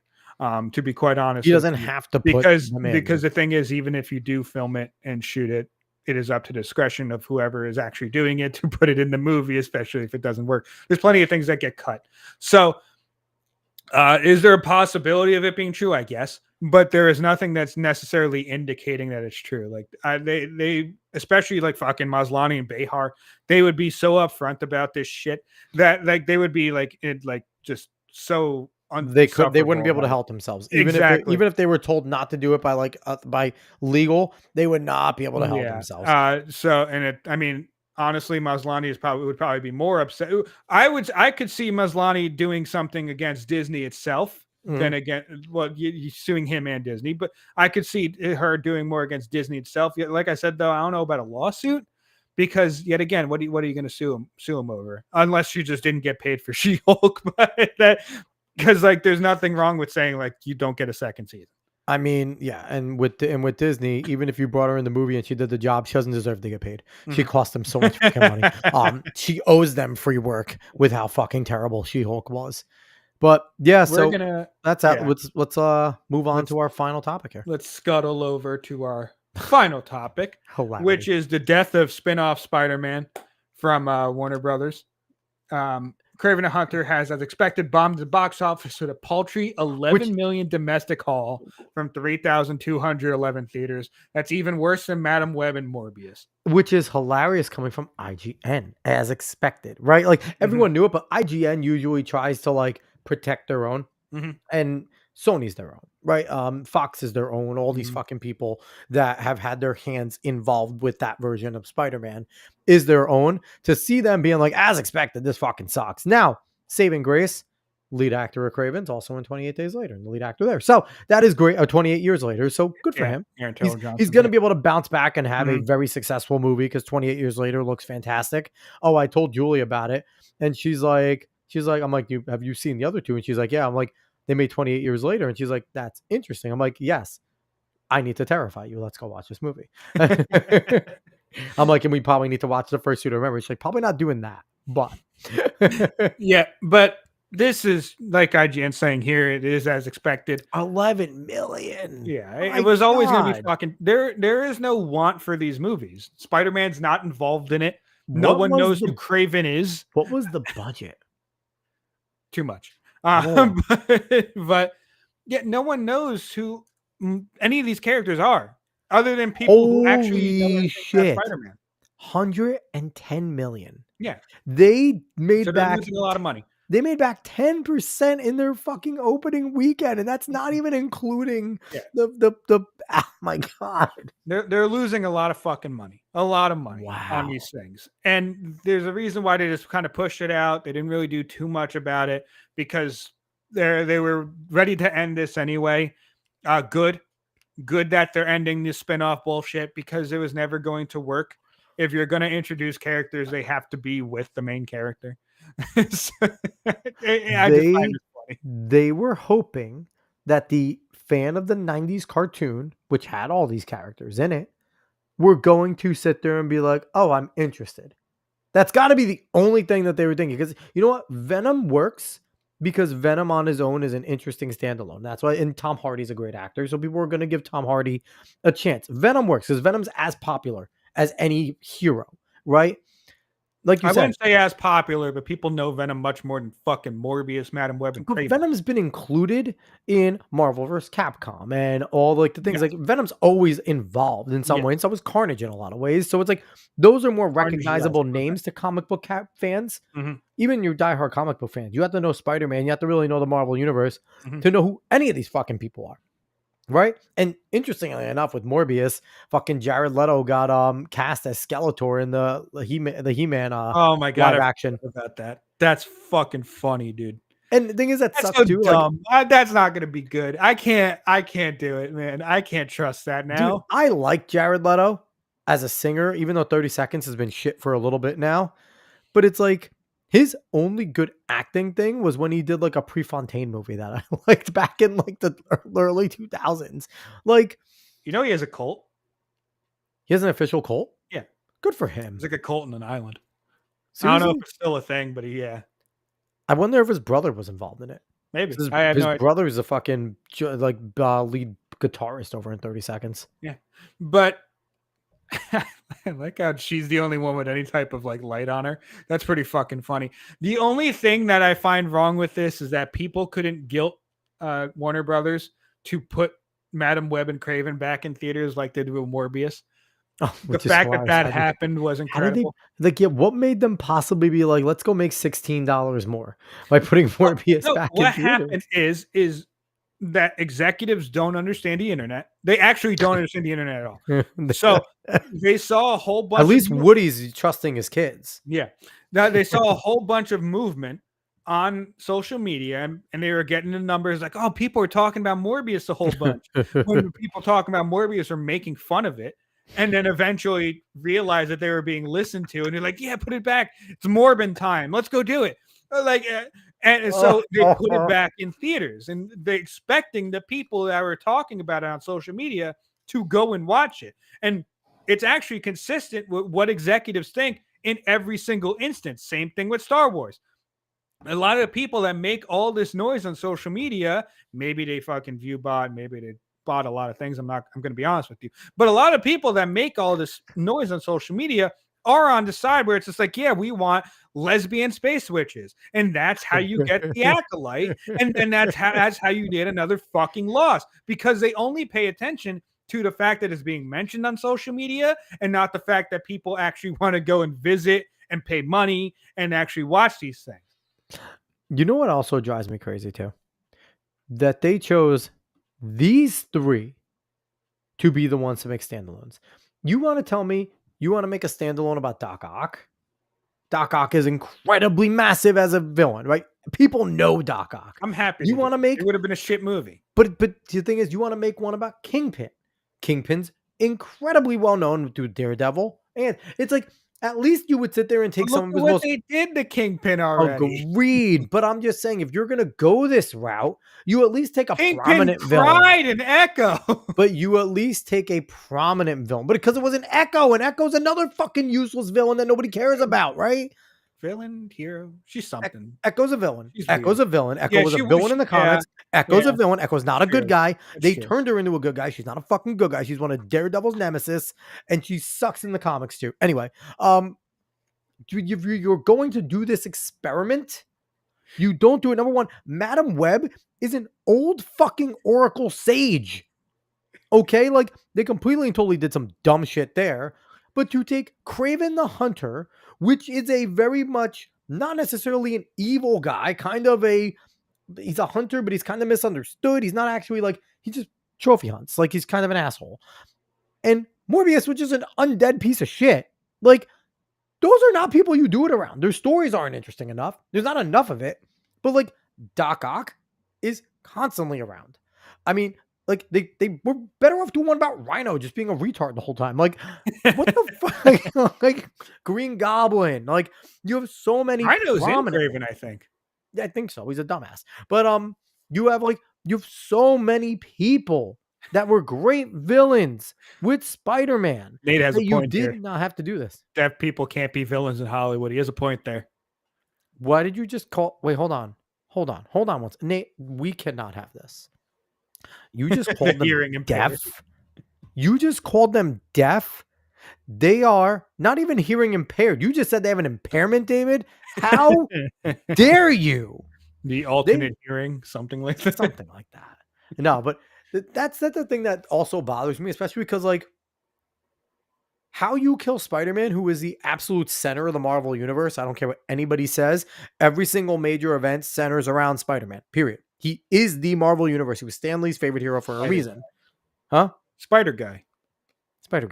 But everything centers around him. And he's had some of the most interesting villains, similar to the way Batman kind of runs DC, right? Mhm. And he has the most interesting villains and things like that because they have the similarity of you connect with both of their characters because Peter's not only Spider-Man. Peter goes through his personal stuff and he's very connected. Batman, the same thing with Bruce Wayne. But there's so many interesting villains, which is why DC did something smart. Let's take the Penguin, one of the most well-known villains of Batman, and let's turn him into a show. And apparently it's amazing. Great actor as well, so that helps. But now they're going to do a fucking Clayface movie. It's like, why? Why do you love obscure pieces of shit? Like, why? Do a Riddler. Like, do something that people fucking know. Do you know what would have been a good one for Spider-Man? If they would have actually done a good Black Cat. Because that becomes a fucking love interest in a circle when he's in his uniform. Apparently, you could have done something good with Anna that. Taylor-Joy might be Black Cat. She'd be a good Black Cat. She'd be a great Black Cat. Okay, but it's like, but that could have been a villain that is also kind of not a villain, right? She's very much the Catwoman. She's a ripoff Catwoman, obviously. But her and Spider-Man are constantly going at it in every single way. Every single way. Yeah. And it's like, that would have been, again, you want to have a character that can have maybe her own standalone. That's it. She's interesting. She's not necessarily a villain. She has a good story. She has a legitimate relationship with that leader. And it gives you a reason to bring Spidey in. I don't know if she has enough to be a standalone, to be but completely better honest than these with you. fucking choices. Well, yeah, but no, better than these. Significantly. Yeah. Spider-Man who served Batman in popularity, unfortunately. Yeah, he did. That's not unfortunate. Spider-Man's a better character. And it's not. Spider-Man's a better character than Batman. Batman is a rich guy who had the time to go become a fucking ninja because his parents died and he has nothing else to fucking do. Okay? Spider-Man is a working class dude from New York that is a fucking nerd that got bit by a spider and is smart enough to create his own web slingers and has to deal with still being a lower middle class New York City kid who's a genius going through college while also trying to do the right thing as a hero. There is no way that either of them are equal. Batman's interesting in his value. We like his values. His people that he interacts around are interesting. Spider-Man is a much better character than Batman. Batman has interesting people around him. He takes in orphans that he maybe abuses because he puts them out there and lets them get the fuck kicked out of him by other people. He turns boys into his sidekick to go get fucked up by superpowered freaks. That's an interesting take. That's an interesting take. Spidey's a more Nate saying bad take. Listen. Batman is the alpha and omega. Batman is the I have something for everything guy. Okay. Here's the, and that's the dumbest take ever. Batman would not spank Spidey's ass. Here's the Batman fans. Batman fans go, oh, he walked in there and studied Spider-Man. No, he didn't. He didn't know he existed before that battle. Okay, motherfuckers. Let's be honest. And Batman's not smarter than Spider-Man. That's the one thing that they always lose with Spider-Man. Spider-Man is a genius level intellect. He's a scientist. So he's not smarter than him. It's Lucius Fox that creates everything for fucking Batman. So I would, come on now. It's difficult as someone who has played both the games for Batman and Spider-Man. And I love Batman.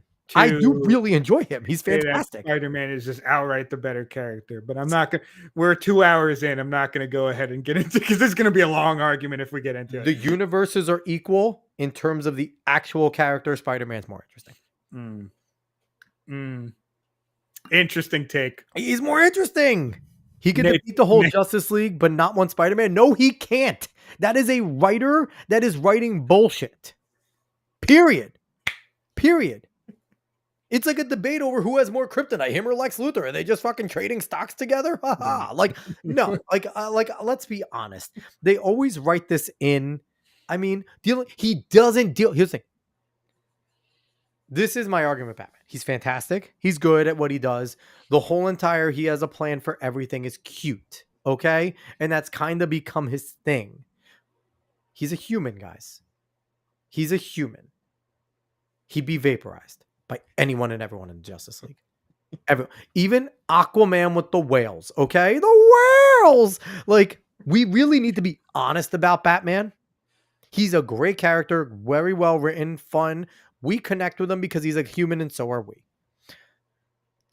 Spider-Man's fucking ripping his arms off and beating him with them. Like, oh Jesus, what are you watching? Sonic, is that blackface dude? I just saw this and I wanted to share it. It's just... Why is Piccolo so mad at Vegeta? I love that, dude. The Joker poisoning the whole Justice League and turning him on Batman was a good book. Listen, anytime the Joker's involved, and again, the Joker elevates Batman as a character because the Joker is the greatest foil and the greatest villain probably in comics. And it's, it's interesting because I'm going both ways, right? Like, the Joker is probably arguably the greatest villain in the history of comics because of he's such a perfect foil for what Batman is. But I will say, is the creativity around Batman that makes Batman better than just Batman himself. It's the whole package of Batman that makes him legendary. And Adam West is fucking awesome. But Adam West is amazing. Adam West makes everything better. But I don't know. For me, if you just take the characters and just strip everything else out, just take Batman, what he is, what he stands for, how he is versus Spider-Man, what he is and everything, there's no comparison to who's more interesting.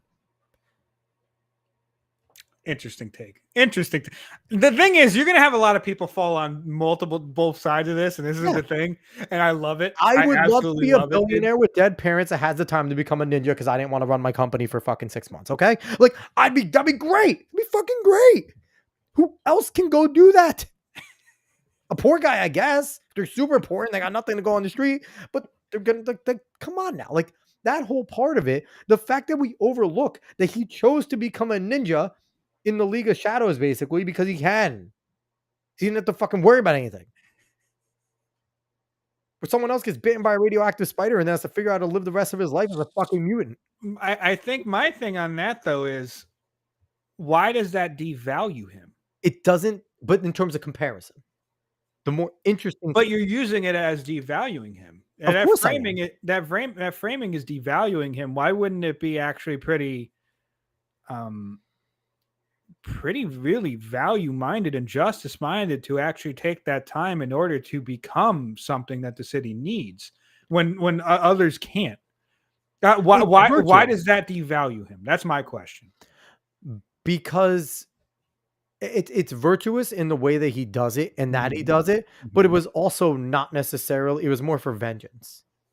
It's a vengeance driven thing. It's benefits the No. city because he wants scum out of there, I but it think was that's vengeance for his I family. think that's the It was- wrong way of looking at it. He is vengeance. He is the knight. He is Batman. He fucking says it. He says it himself. It's vengeance for the scum and he doesn't want what happened to him to happen to other people that doesn't have his resources. Yeah, and that's what makes it not like it's vengeance in a way, yes, but not like true vengeance, you know.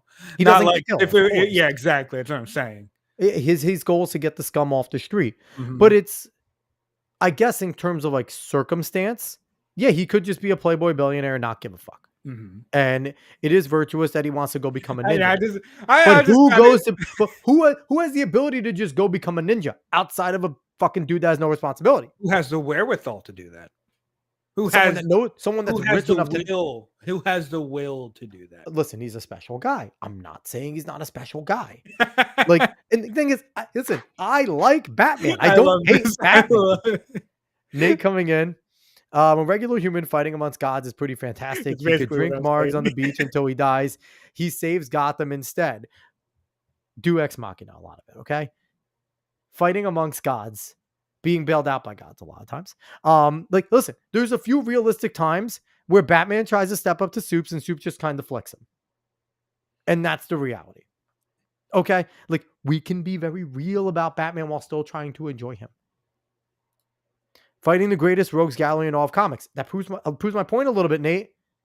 It's the universe of Batman that makes Batman better. His villains are incredible. The depth of his villains are incredible.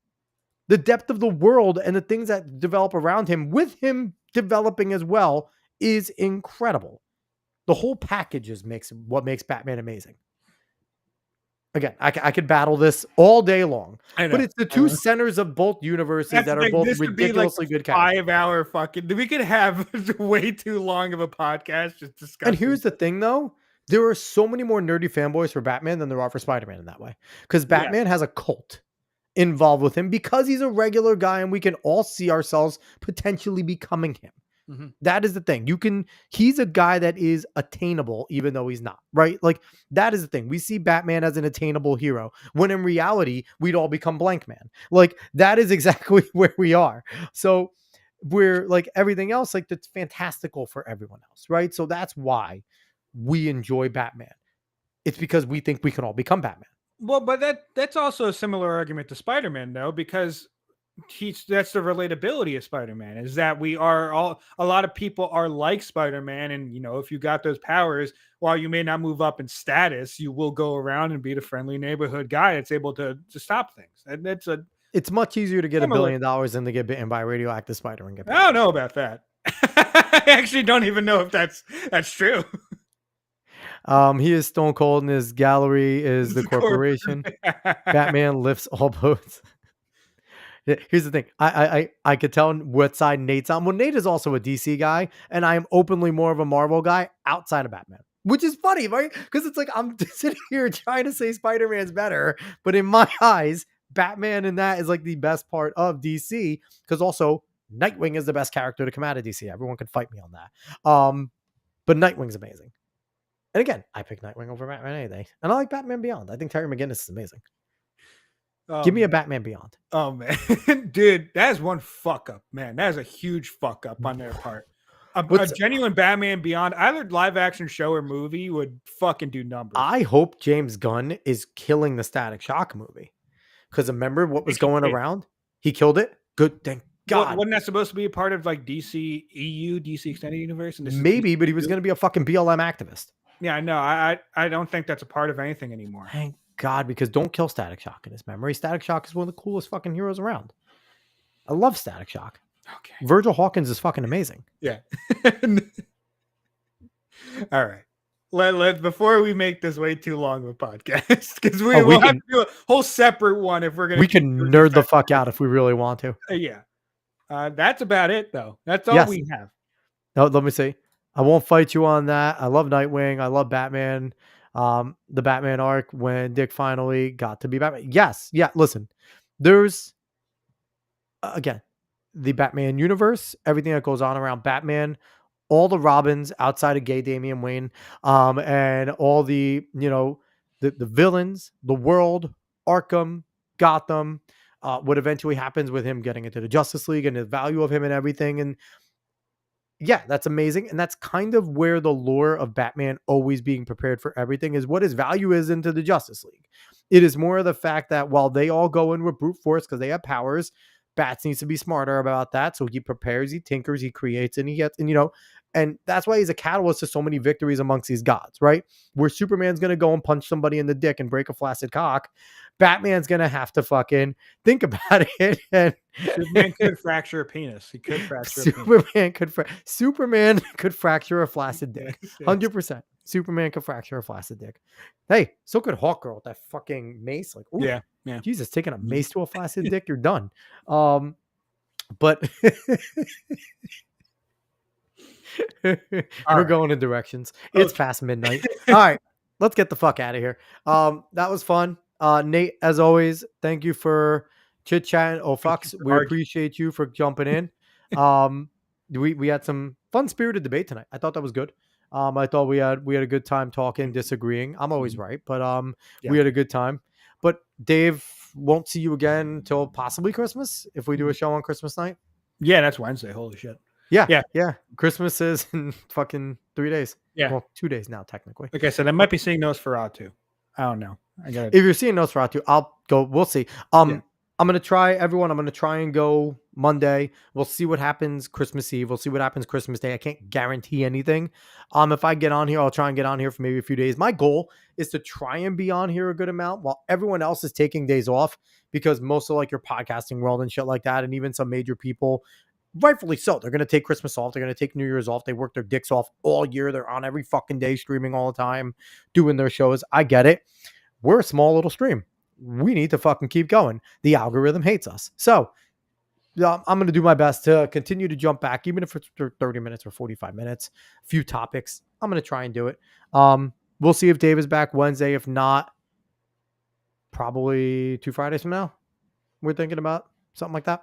No, We'll see. We'll see your schedule. But overall, we appreciate everyone. Wherever you're watching, whether it's Merry Christmas, Nate. I will try to get some AOL discs. We will try to make it work. Yes, Nate. Merry Christmas. We appreciate you. Man. I'll trademark still. What? Little Running Man. Yeah, no, because AIM still exists. Does it? AIM and AOL still exist in third world countries. That's their internet. Is AIM and AOL. It makes sense. They are still like, the AOL is still actually a really profitable company. I'm not gonna lie. I'm pretty sure they're like still in like the billions of dollars. Yeah, no, it's wild. But yeah, overall, wherever you're watching, whether it's X, Facebook, YouTube, Kick, we had the little Kickbot jump on here and leave a comment. Thank you, Kickbot. Or TikTok. I don't know if we're on TikTok. We're supposed to be there, but hi, TikTok people. But I have no idea what the fuck's going on.